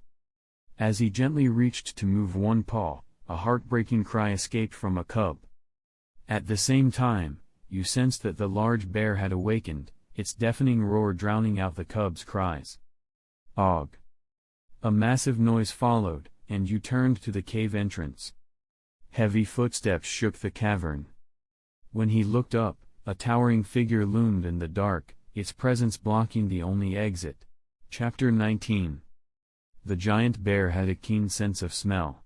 Although it was pitch black, it still accurately detected the faint scent of the small figure before it. When the thief is caught red-handed. You muttered to himself helplessly, then saw the giant bear suddenly swipe a claw horizontally toward his waist. Shua. You clearly saw the attack, but out of habit didn't block it. He let the enormous claw strike his side. He effortlessly blocked the blow using the minimal form of the infinity, the no lower limit technique, and remained unmoved. Just as I thought, this bear isn't that strong. You carefully gauged the bear's strength through the nen barrier surrounding him, then focused power into his hands and countered with a punch, deflecting the claw. Bang! At this moment, you was using the low output version of the infinity. In this mode, a thin layer of space warping infinity surrounds the body. It doesn't stop the enemy from attacking, but it perfectly blocks the hit, creating the illusion that the attack connected. You only used this mode when he was overwhelmingly stronger than his opponent. After all, only in this way could he derive some enjoyment from battle. Roar! The bear bellowed, unaware its attack had been nullified, and lashed out again with a furious claw. This time, you didn't just take the hit. He planted his feet and flipped over the attack gracefully, landing on the stone wall like it was flat ground. You glanced at the black nen beast resting on his shoulder. Until it finished digesting its last meal, it would remain physically manifested and tangible. Just like the nen beasts created through the egg of the king ceremony in the Kaken succession war, Yu's nen beast can also be struck by physical attacks. And right now, it was still fragile, vulnerable to destruction. Since it was unclear whether the destruction of the nen beast would interrupt its digestion or trigger a penalty, Yu decided to flee for now and dashed toward the cave's entrance. But the angry giant bear wasn't about to let the intruder go, not after nearly harming its cubs. It dropped to all fours and gave chase. Seeing this, Yu glanced at the nen beast, whose round belly rose and fell as it napped. He couldn't help but mutter, "Eat and sleep, sleep and eat. Useless when it counts, and I have to protect you. You're really such a burden." But before he could finish complaining, the nen beast stirred, seemingly reacting to Yu's words. It wriggled a little, lifted its head, and let out a few disgruntled woo sounds. You could clearly feel it. It was protesting. Despite still looking like a small black bug. You briefly thought it was kinda cute? No. What the hell am I thinking? You shook his head sharply and scolded himself. The real issue is, this thing actually has self-awareness? And apparently, it wasn't dumb. Did it already possess some level of intelligence? Or did it gain intelligence from feeding? Maybe both. But if you think about it, there were nen beasts in the original that were also self-aware. In Yu's memory, during the Dark Continent arc, the 14 Kaken princes obtained nen beasts via the Egg of the King ritual. Many of those beasts displayed intelligence and independent thought. I didn't expect my tiny nen beast to have a brain. You sighed in awe. But the beast, still resting on his shoulder, made another unhappy sound.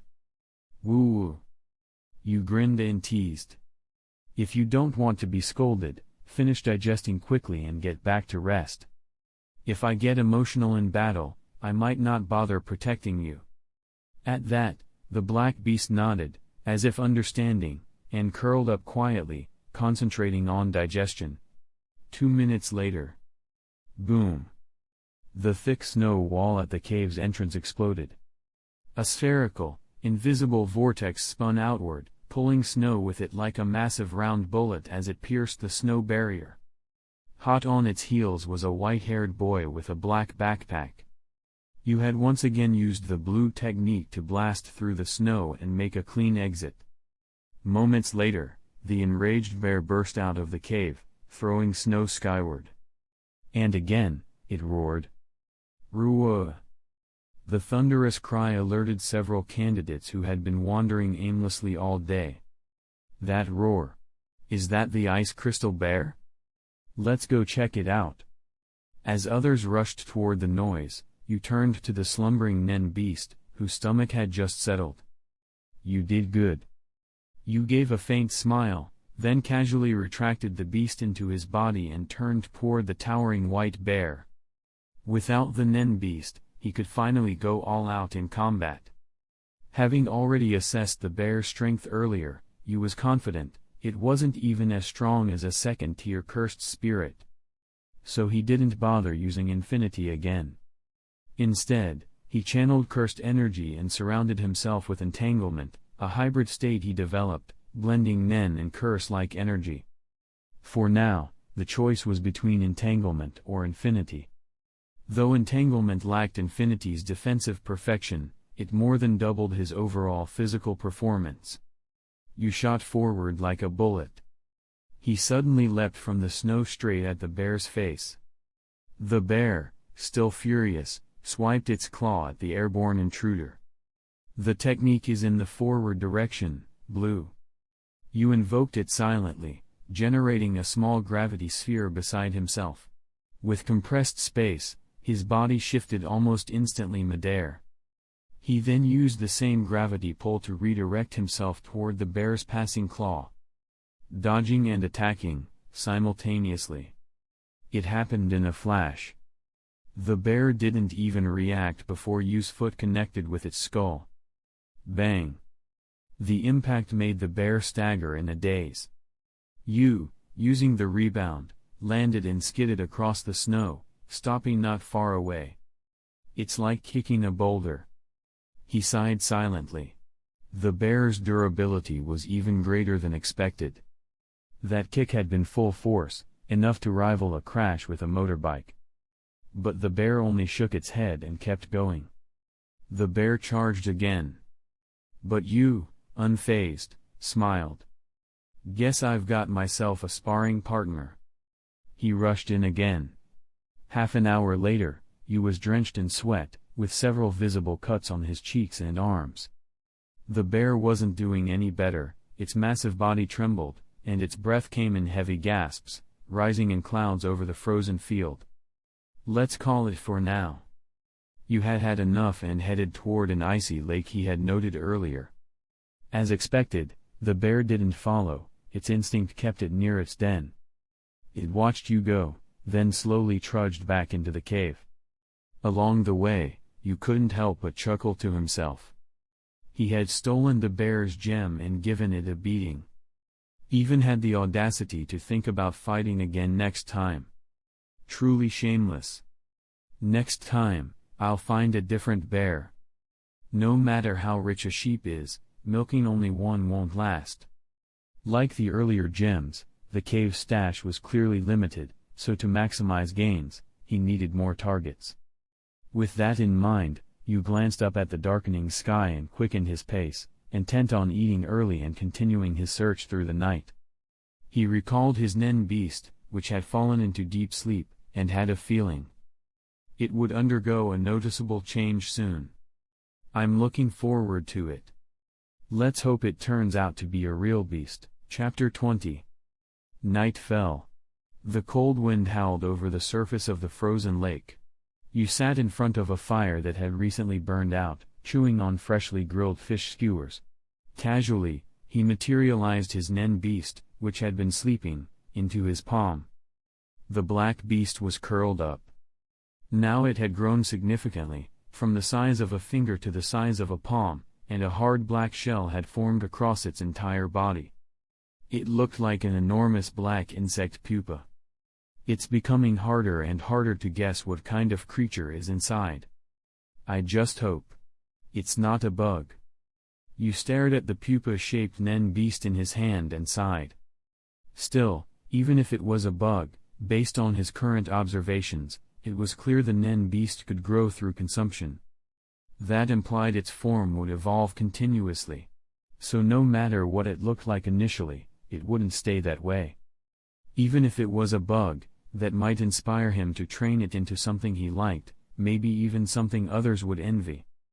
Thinking of this, Yu felt a spark of anticipation. He studied the creature again.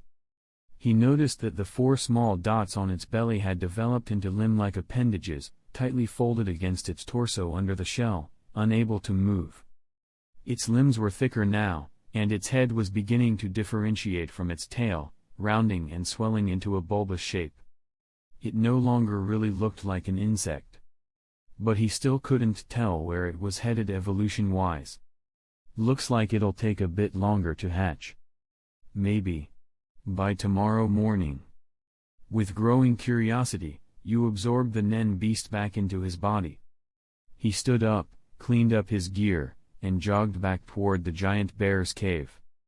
With the Nen beast tucked away, his focus shifted to those incredibly effective blue gems. In the blink of an eye, 3 hours passed. Using the experience gained from his earlier scouting runs, you found it easier and faster to locate ice crystal bear dens, increasing his collection efficiency. He made sure not to disturb the adult bears or the cubs curled up in their nests. He only took extra blue gems, and even then, never more than 2 per nest. Although the gems contained incredible life energy, enough to send his ravenous nen beast into a food coma with just 1. He was careful. The principle of sustainability never goes out of style, no matter the world. If he took too many, the cubs might die, reducing the ice crystal bear population and consequently, gem production. Draining the pond to catch the fish is the dumbest move of all. And besides, these blue gems, common to the ice crystal bear lairs, were public resources. Plundering them all for selfish gain was short-sighted, destructive, and, ultimately, idiotic.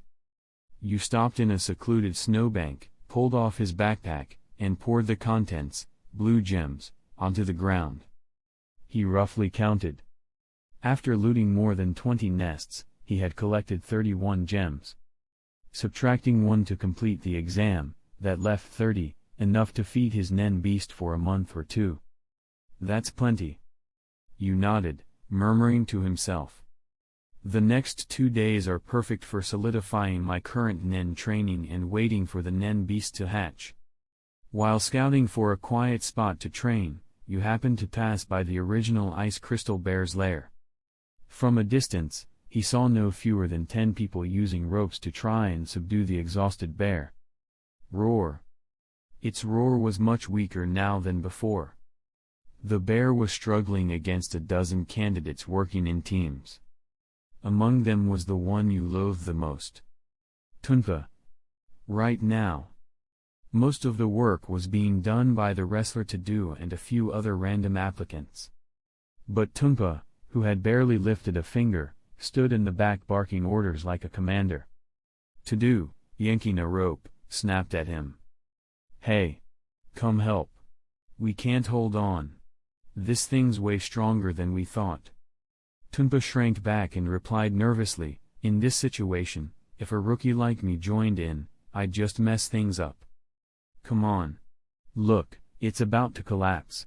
One more push, and we're done. To growled, are you serious? The veteran martial artist Badoro cut in, no, Tunpa's right.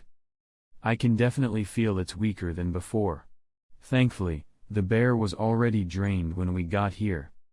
Maybe it had a run-in with another monster while out hunting. Only someone like that examiner girl could fight something like this head-on.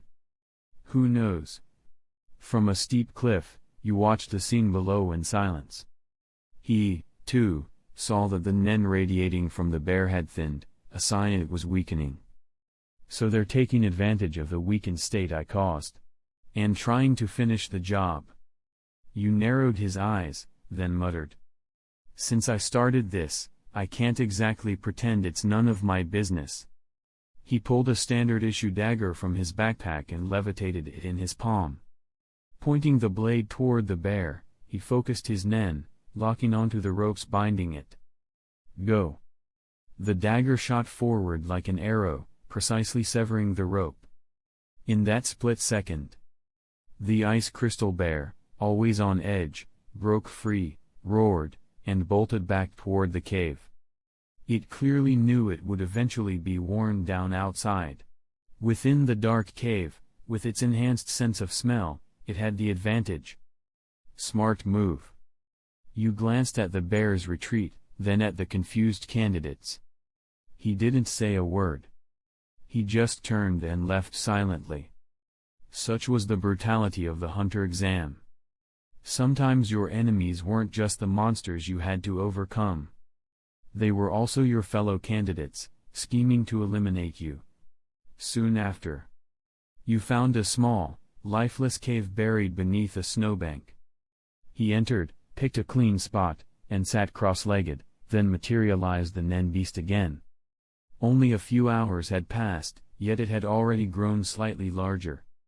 To his surprise, cracks had formed in the shell around the nen beast.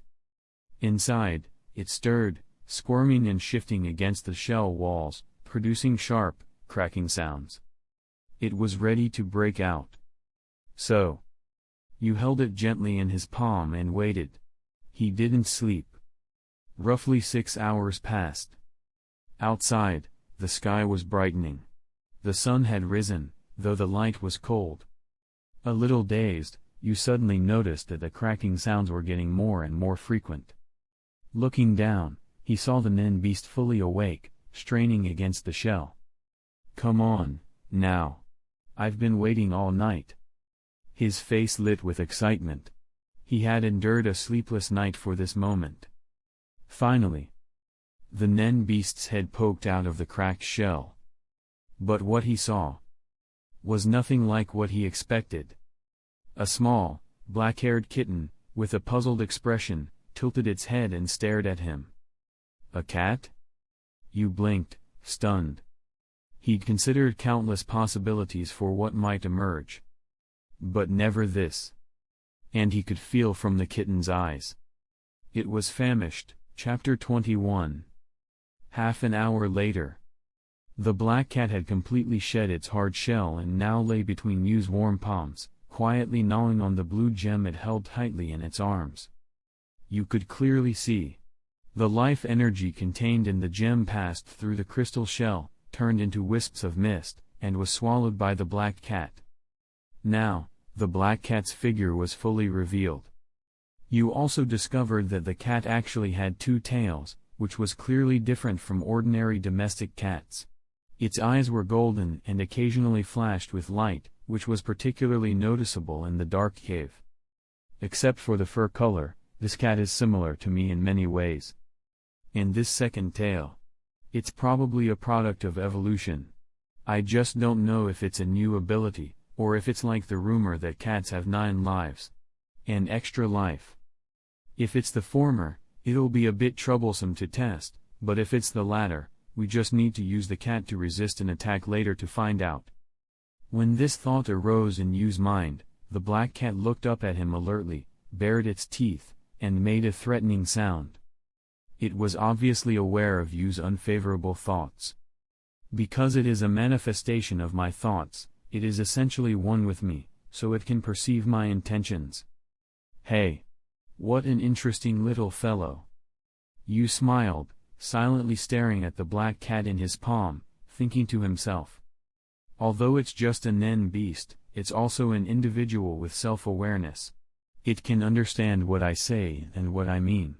Perhaps I should give it a name. Thinking of this, Yu pondered for a moment and asked the black cat. How about I call you Xiaohei from now on? Meow. The black cat responded casually. Looking at its relaxed expression, it probably agrees. Ever since you put away his malice toward it, Xiaohei quickly returned to his gentle and calm demeanor, no longer the aggressive type. Compared to some brutal types, Xiaohei was indeed likable, and Yu was not stingy either. Seeing that it had almost finished eating the gem in its arms, he tossed another one to it. At the same time, at the foot of a steep cliff, Hisoka was standing in a dark cave, silently watching a wounded giant bear collapse in front of him. Bang! The giant bear's heavy body stirred up a cloud of snow dust as it hit the ground. Several streaks of blood slid down Hisoka's arm and dripped onto the ground from the edge of the poker between his fingertips, scattering bright red spots at his feet. Hisoka ran his tongue over the blood on his arm and then walked deeper into the cave. After a while, Hisoka emerged from the depths of the cave with a few blue gems and returned to the exit. At that moment, a crisp cell phone ringtone came from Hisoka's pocket. Ding ling ling. Ding ling ling. Hisoka took out his cell phone, glanced at the caller ID, showed an unexpected expression, and answered the call. Hey, Hisoka. Are you busy? A cold young female voice came from the other end of the line. No, quite free, Hisoka said casually. But I didn't expect you to call me on your own. That's rare. Maki. I thought you hated me. TSK. The female voice, Maki, clicked her tongue in disdain, finally revealing some emotion. You are really hard to like, Maki said coldly. I called because I have something important to tell you. Do you remember? Last time you said you wanted to join the trade and asked me to introduce you to the leader? Of course I remember. Now that you mention it. Sounds like there's a conclusion. Hisoka asked with interest. So, what did the captain say? The captain agrees to meet you, Maki replied. I'll invite you to the next gathering. If you can pass the interview. Then, as long as you defeat any member of the group, you can replace them and officially join. That's really exciting. But is there a time limit for joining? Hisoka asked in a calm tone, then added. To be honest, if the gathering is in the next few days, I probably won't be able to make time. After all, he was truly looking forward to a life-and-death duel with the leader of the Phantom Troop. But such a thing couldn't be rushed. It needed long-term preparation and careful planning to create a situation where the captain has no choice but to fight him. And now, he had just encountered the fruit of curiosity that he couldn't resist. If possible, Hisoka hoped to at least get a taste of this green fruit, before talking about joining the group. Whatever you want, Maki said indifferently. As long as you're confident you can defeat other members anytime, anywhere. I think, given the captain's personality, he won't reject you. Maki could tell from Hisoka's tone that he was busy with something, but she was too lazy to ask. Next, we'll just wait patiently for the leader's message. Based on past experience, the time of the gathering will be announced several months in advance. I'll contact you when the time comes. So remember to stay in touch. Maki gave a few final instructions and then hung up. Troublesome guy. Maki was currently standing in a dark, deserted alley, staring at her phone in deep thought. Although she didn't want to admit it. This guy Hisoka's combat ability and use of Nen were indeed superior to most members of the troop. If Hisoka insisted on joining, knowing the captain's personality, it was only a matter of time before he became part of the Phantom Troop. However, Maki had always trusted her instincts. From the first time she met Hisoka, she sensed that he had a strong ulterior motive. Even if it was clear the other party had unknown intentions. So far, she hadn't detected any hostility toward the Phantom Troop from him. Not only was there no hostility. She confirmed that Hisoka wanted to join out of excitement, joy, and thrill. If I'd known earlier, I wouldn't have accepted his request. As she thought about it, Maki regretted accepting Hisoka's payment and using her Nen ability in front of him. After all, looking back, that was when Hisoka began entangling himself with her. Despite his strength, Hisoka often ended up injured even when facing weak opponents. Maki even suspected that he deliberately hurt himself just to observe her ability, Nen stitching. Never mind. Maki sighed and stopped thinking about it. At the same time, after listening to Maki's message, Hisoka suddenly looked up at the sky with a silly grin, an eerie aura unconsciously emanating from his body. Oops. Just thinking about fighting the captain. And my body already got excited. In this state of blissful anticipation, Hisoka's body trembled uncontrollably. If the hunter exam and searching for the green fruit were appetizers, then, a duel with the captain was the centerpiece of the feast, one requiring meticulous preparation from start to finish. Krilo. Hisoka thought of the man who had captivated his mind. The leader of the Phantom Troop. And what Hisoka currently regarded as the most valuable fruit of his life.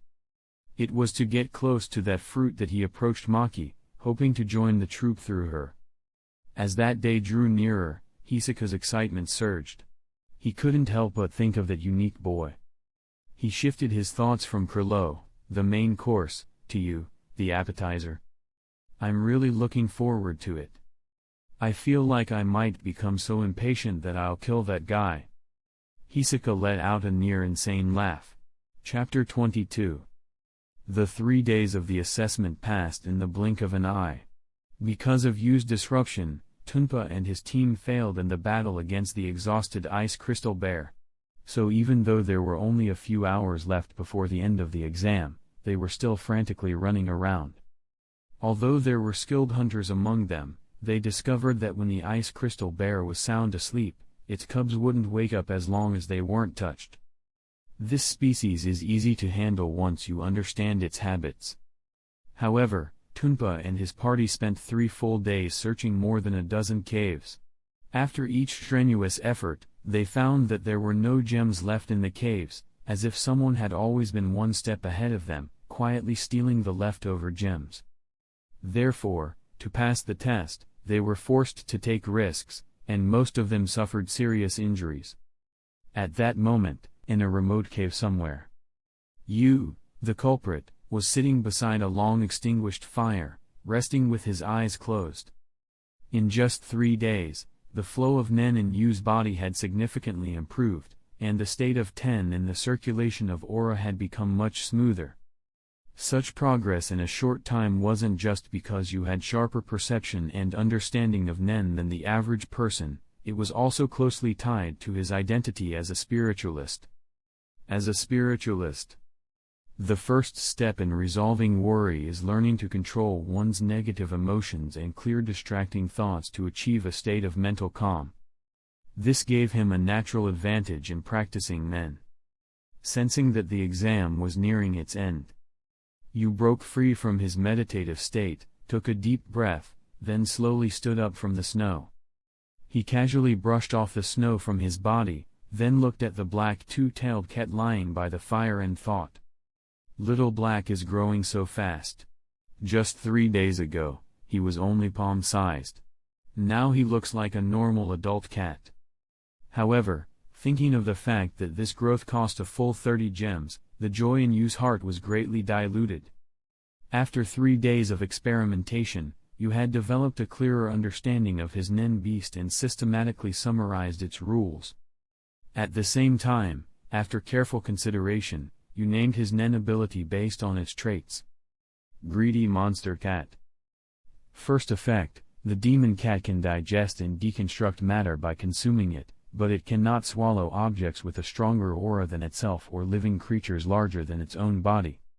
For example, the ice crystal bears, due to their superior aura and size, could not be consumed unless they were killed and cut into smaller pieces. Second effect, the demon cat can absorb the Nen contained within the things it eats to nourish itself, allowing it to grow. As it grows, its appetite and digestive power improve. While ordinary food, sugar, protein, fats, can provide some benefit, the gains are negligible. If the cat consumes matter without Nen, it simply stores it as undigested mass, taking up space and reducing its effective food intake. While studying this second effect, Yu also discovered an amusing trait. The demon cat only eats what it wants to eat. If it doesn't desire something, it won't consume it, even if it contains useful Nen. In short, it's a picky eater. Thinking of this, Yu looked at the sleeping black cat with disdain. This problem, I'll have to cure you of it eventually. Without dwelling on it, Yu lightly tapped the round belly of the Nen beast and called out, "Little Black, time to go." The night before, Yu had fed a handful of gems to the cat for an experiment. The gems could not be recalled until they were completely digested. This was the first major limitation Yu had discovered. Until digestion is complete, the Nen beast must remain physical and present in the real world. In other words, until digestion is complete, the demon cat has a health bar. If it hits 0 before digestion finishes, digestion fails. Clearly, this isn't ideal for combat scenarios. Though a Nen beast, the cat can turn invisible via in and might be useful against weaker opponents through surprise tactics. But against true experts, it's nearly useless. Perhaps its main value lies in Nen removal. Earlier, You discovered that the demon cat could devour his own nen and condense it into marble-sized nen pills, which could be swallowed or crushed to restore energy. If used well, this could serve as an excellent auxiliary skill. Whether it could absorb offensive nen and convert it into aggressive nen pills remained untested. Half an hour later, you swiftly returned to the exam site. This time, unlike before, Biscuit Kruger was already waiting there, with her rabbit head airship docked behind her. "You're all beaten up like that. I thought the test I assigned was the easiest in this exam." Biscuit looked at the bruised and battered examinees with mild surprise. In her view, ice crystal bears were lazy creatures. As long as examinees didn't hurt their cubs and left quickly after taking the gems, they wouldn't be in much danger. Clearly, these candidates had tried to snatch the gems from the bear cubs directly and got brutally attacked by the adults. What a bunch of fools who don't know their limits. Biscuit crossed her arms, a helpless expression on her face. Fortunately, she still found a few candidates who appeared well off and clearly passed her test. Aside from candidate number 44, Hisoka, whose presence was unusual. The only one who caught her attention was candidate number 672. A white-haired boy with a black hat perched on his shoulder. Although she hadn't paid him much attention before, the nen radiating from the boy now clearly marked him as a user. Soon, the young man who drew Biscuit's interest stepped forward with the required blue gem for the exam. You ignored Biscuit's strange gaze, handed her the gem he prepared, and waited quietly for her judgment. To his annoyance, even after receiving the gem, Biscuit's eyes kept scanning him, as if she were examining him, not the gem. In fact, you was exactly right. From the start, Biscuit had looked at him like a precious raw gemstone. This boy looks around my age, maybe 12 or 13. He's already mastered 10. And it's even more refined than Wings was at 15 or 16. His aura is stable. No matter how I look at it, he has amazing potential. Unconsciously, Biscuit's gaze was now fully locked on you, not the gem. She also noticed the black cat on his shoulder had a nen presence unlike ordinary wild animals. A nen beast. Given her own ability, Magical Beautician, Biscuit recognized it immediately. I wonder, was this boy trained by a master, or did he reach this level on his own? If he wasn't guided, and as long as he has a decent personality, maybe I'll take on another disciple after all this time. After all, it's rare to find a rough gem like this. One that just needs a little polish to shine. Hey hunters! Short cult break. Also, did you know Greed Island cards use English spellings for immersion? Togashi wanted players to feel like it was a fantasy MMORPG, so he made them English when he first created them. Pretty cool. Now let's keep going. Chapter 23. With the end of the second round of exams. Of the original 50+ candidates, most were eliminated again, reducing the number to single digits. The eliminated candidates were flown back to the examination site by the airship provided by the Hunter Association. The qualified candidates were flown to the venue for the next round of the exam. After flying for a day and a night, the airship finally arrived at the test site. While Yu was studying in his room, he heard the exam announcement. Coincidentally, he and his neighboring rival Hisoka opened their doors and stepped out at the same time. The two exchanged a brief greeting and then walked side by side peacefully. For a moment, the atmosphere was unnervingly silent. You felt a chill from Hisoka's unabashed gaze and couldn't help but quicken his pace. Unfortunately, even after walking ahead, Hisoka's gaze could still be felt clearly. Worse yet, his focus shifted from Yu's upper body to his lower waist. This feels worse. You felt a chill run down his spine and silently moved back to walk beside Hisoka. But even so, Hisoka's excitement was hard to contain. The boy's growth was visible to the naked eye. Even though Hisoka had always held high expectations for you, the rate at which he progressed exceeded all predictions. Additionally, after Maki's call and the news about the troop leader, Hisoka had lost interest in the exam itself. The only thing keeping him here was the fruit of curiosity. I can't help it.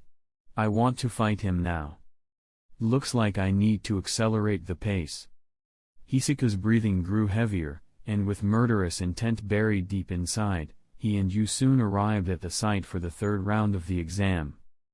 Gorba Cliff. The examiner for the third round was a plump man named Fox, who looked unassuming. The rules: all candidates must form teams of up to 3 people and earn points by retrieving number plates buried in the cliffs. There were 100 number plates in total. A regular plate was worth 1 point, a plate corresponding to a team member was worth 10 points. Candidates could freely interfere or assist one another. Only those who reached the mountain summit within the 3-day limit could exchange number plates for points. Anyone who fell off the cliff would have all their plates forfeited and added to the pool, no matter how many they carried. Finally, the 2 teams with the highest combined point totals would pass this round. After hearing the rules, you understood the purpose of the exam. Allowing team formations and scoring based on collective points makes it clear that this round is team-based. And the difference in value between ordinary plates and candidate plates is so high that having 1 less team member means needing 10 more plates. There were only 8 candidates left. Within moments, they split into 2 teams. As it happened, Hisoka and Yu were left out. But Yu had no intention of teaming with Hisoka. Instead, he looked toward the steep cliff with confidence. Hisoka had the same idea. Although the examiner had emphasized that candidates could purchase tools and food in return within 1 hour, both Hisoka and Yu bolted for the cliff the moment the exam started. They rushed in without food or tools. They're asking for death. Among the remaining candidates, no one was foolish. They could sense the unusual auras of Hisoka and Yu, and with so few left, it wasn't hard to realize these 2 were in a league of their own. In any team's eyes, if those 2 joined forces, they would be the most dangerous threat. But no one expected that the feared duo wouldn't team up at all, and instead chose to act alone. There were only so many plates. Yu and Hisoka had a 20-point deficit compared to the 2 other teams. To pass, they would need to collect at least 21 more plates than the others. Thinking of this, both teams grew more confident. And given the examiner's rule allowing cooperation, the 2 teams quickly formed an alliance after a short discussion. Each promised not to interfere with the other, and to provide assistance if needed. After all, eliminating Yu and Hisoka was clearly the most beneficial move. Even if everyone had personal motives, they chose to stand united, at least for now. At the same time, Hisoka and Yu reached the base of the cliff and immediately began climbing. You could sense Hisoka's restlessness. Looking up, he saw a pink and white silhouette moving up the cliff with unnatural speed, the soles of his feet wrapped in pale pink aura, moving as if walking on flat ground. Without needing much thought, you recognized it as Hisoka's Nen ability, Bungee Gum. It's malleable like chewing gum and sticks to surfaces firmly. A transmutation type ability. Hisoka's physical strength, speed, and explosive power are even more incredible than I imagined. And I didn't expect him to take this exam so seriously, as if he intends to eliminate every other candidate. With that thought, you launched into motion. Unlike Hisoka's technique, you used a gravity-based enhancement to simulate walking on vertical surfaces. Though effective, it was slower. Each used their respective Nen abilities to scale the cliff as if in a race, ignoring gravity while snatching number plates from crevices along the way. Wherever they passed, nothing was left behind. Just half an hour later, the mountain, over 1,000 meters tall, had been mostly climbed by Hisoka and Yu. By now, you had gathered more than 20 plates, while Hisoka had likely secured at least 40. As Hisoka climbed faster, you realized they had the same goal. Take all the plates. That way, no matter how capable the other teams were, they would be unable to pass. However, you hadn't expected such a huge gap in physical stats. Before he knew it, Hisoka had pulled over 100 meters ahead. Plates kept accumulating in Hisoka's nen grip. It was estimated he collected over 50 by now. What a cheater. You chased after him in silence, hoping to grab as many plates as possible. Meanwhile, Examiner Fox, aboard the airship at the mountain summit, spotted the two climbers through his telescope, and was stunned. What the hell? How are they running on a cliff like that? Due to the telescope's limited visibility and the uncanny speed of Hisoka and Yu, he couldn't make out their movements. Chairman Netero, who happened to be nearby, activated Gyo and immediately locked onto the figures of Hisoka and Yu. Stroking his long beard, Netero observed Hisoka first and muttered. Nen technique, huh? Seems to function like glue, allows his feet to adhere to the rock wall while moving freely. He can control adhesion and release with his thoughts. Looks like a transmutation ability. Netero had seen Hisoka among the earlier candidates, so he recognized the name, but this was his first time witnessing the ability in action. What an amusing technique. With folks like him around. It's no wonder only a handful pass each year. Then Netero turned his attention to the white-haired boy. Number 672. If I remember correctly, registered as Gojo Yu. Seems to be just 12 or 13. Netero carefully analyzed Yu's movements and noted that, while his physical stats weren't as high as Hisoka's, his Ten was remarkably stable. For someone his age to reach such Nen mastery, he was a prodigy among prodigies. However, Netero still couldn't determine what kind of Nen ability you use to climb the cliff like that. These candidates this year are more fascinating than I expected. Chapter 24. 48 minutes and 32 seconds, less than an hour. A candidate has passed. And he collected 61 number plates all by himself. He's an unimaginable monster. Fox glanced at the timer in his hand, then silently looked up at candidate number 44 standing in front of him, visibly stunned. This means you've completed the assessment, right? Hisoka asked in a flat tone, a cold smile on his lips. Of course. Fox nodded quickly, then retrieved the scoring tablet used by examiners and recorded candidate number 44's result. Candidate number 44, Hisoka total, 71 points. Current rank, 1. Fox glanced at the tally and thought. Even if the two 3-person teams collected the remaining 39 plates, their combined total would only be 69 points. Without stealing plates from other candidates, there's no way they can beat this guy. At this rate, he's 100% guaranteed to pass, and likely in first place.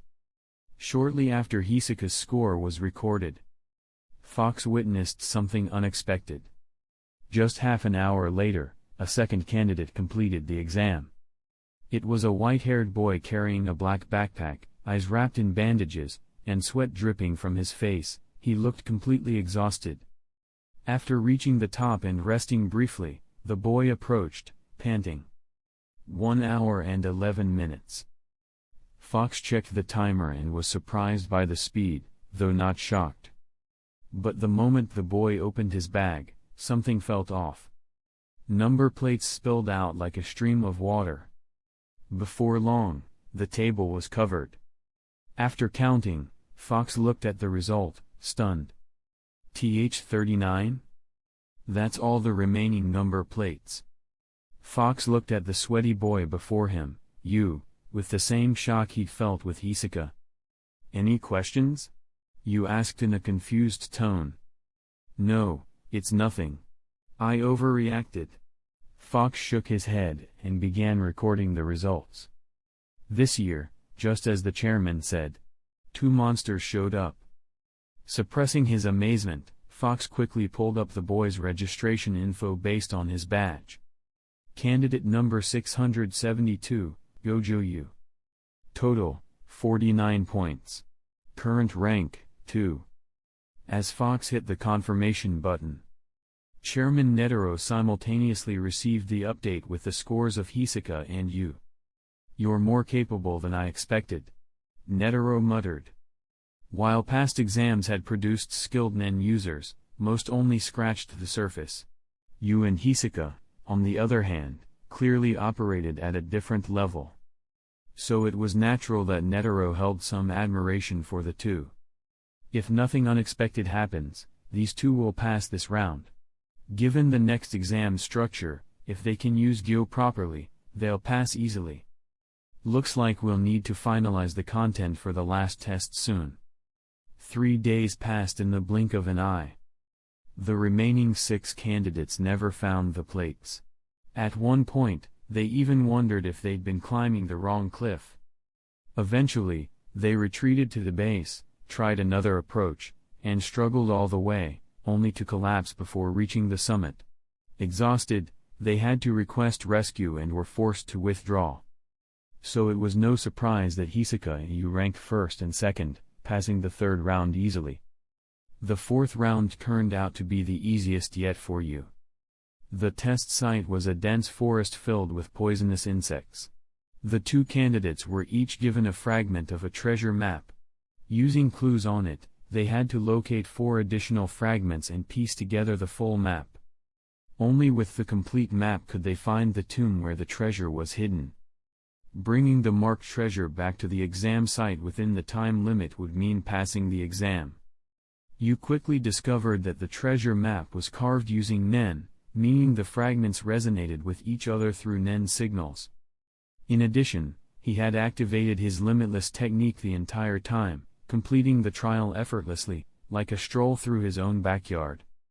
When you happily returned to the exam site, he found Hisoka already waiting.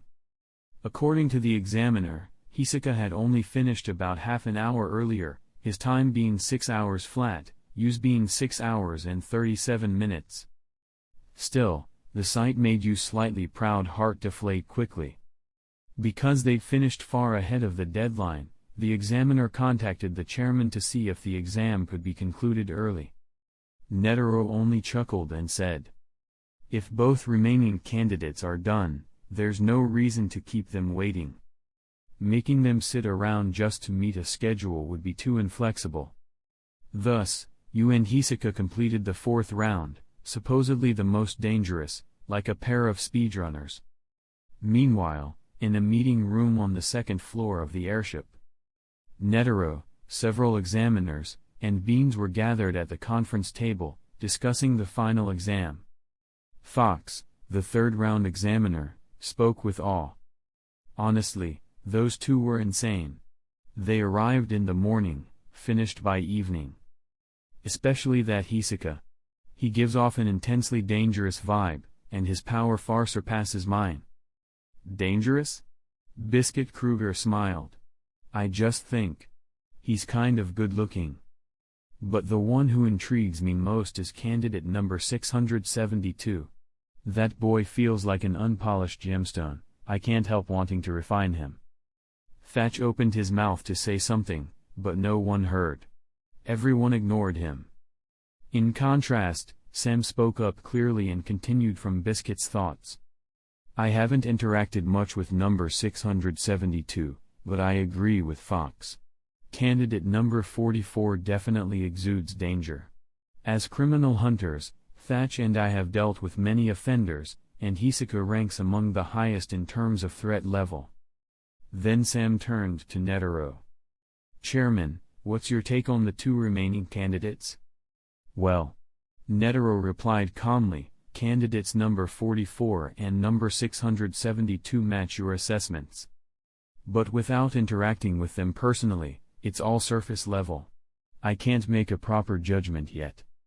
Sam nodded and asked. So, for the final exam, what are your plans, Chairman? Netero turned to the examiners and asked. If I asked one of you to fight them, what would you say? Immediately, the 4 examiners, except Biscuit, shook their heads vigorously, all looking reluctant. After all, Being a hunter examiner didn't necessarily mean being stronger than the examinees. Aside from Biscuit, the other's Nen mastery was mediocre at best. Fox had only been learning Nen for 6 months and hadn't fully grasped the 4 principles. Though Thatch and Sam, as criminal hunters, had some combat skills, they were more specialized in investigation than direct fighting. In actual combat, they were lacking. So challenging Hisoka would clearly be inappropriate.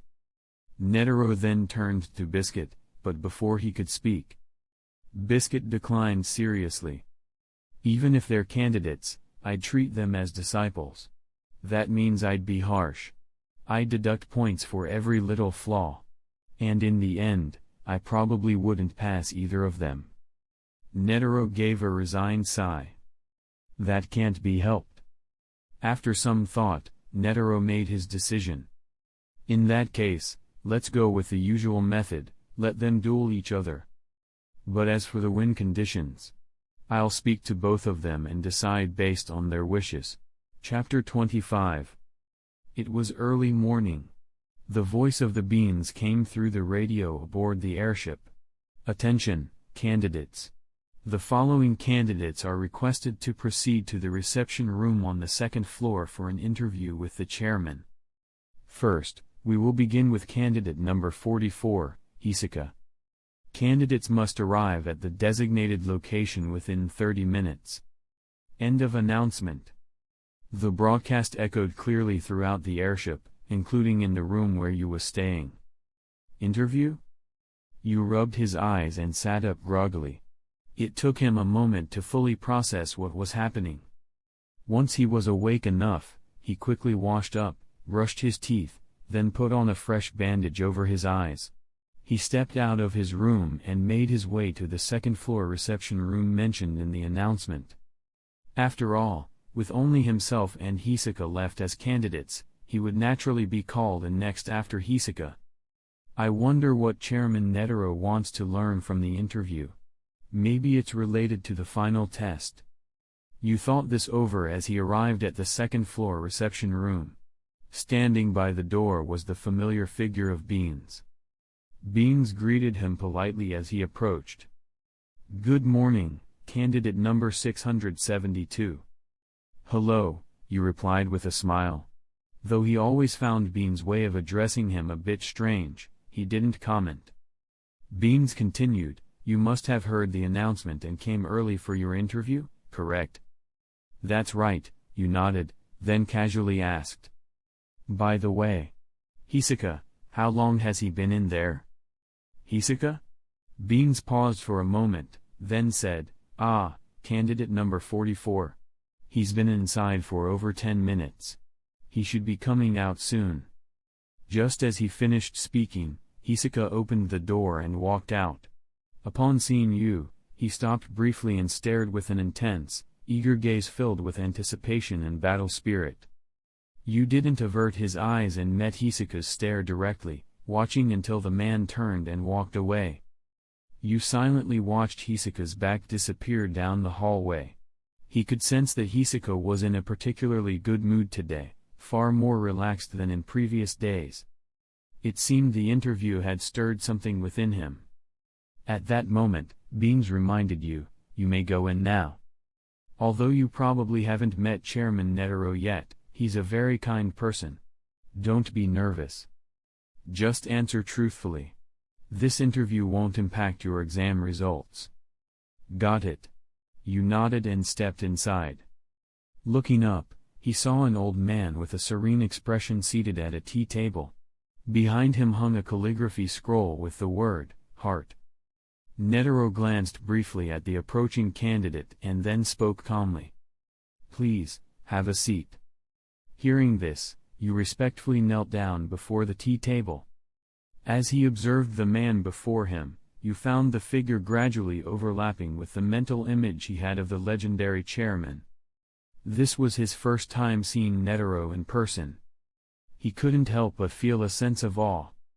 Candidate number 672, Gojo Yu. Netero scratched his clean scalp, glanced at the profile document, then looked back at Yu and said, I'm going to ask a few questions to help inform the final test. Please answer honestly if you can. First question, of all the candidates in this Hunter exam, who left the deepest impression on you? Without hesitation, you replied. Number 44, Hisoka. Oh? Why is that? Netero asked with curiosity. Because he's dangerous. But also extremely powerful, and has a very distinct presence. Anyone who sees him will remember him, you explained. I see, Netero nodded thoughtfully. Then next question. What would you say is Hisoka's greatest strength? You knew Hisoka quite well by now. After a brief pause, he answered.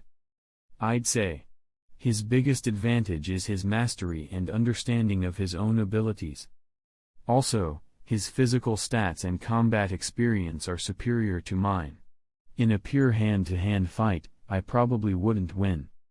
Hearing that, Netero inferred that you was referring to Nen abilities.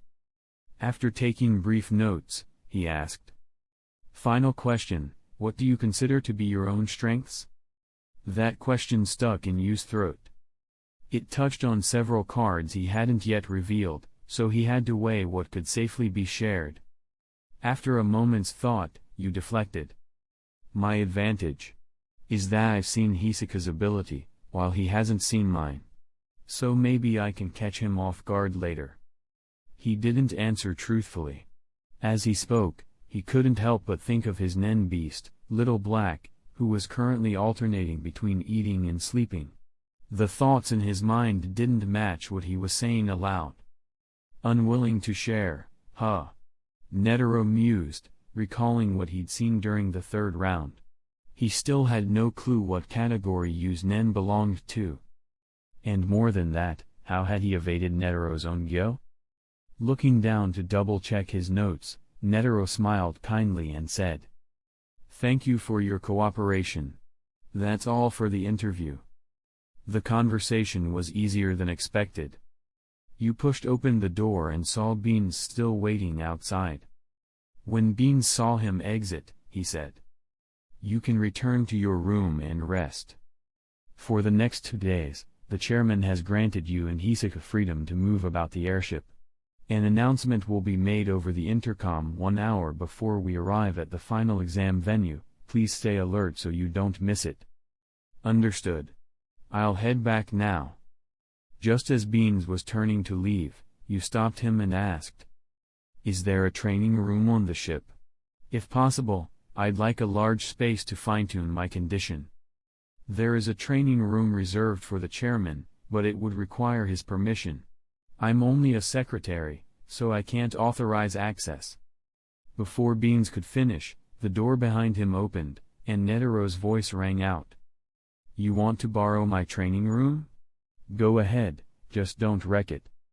By coincidence, Netero had stepped out of the interview room right as you made the request, and casually approved it.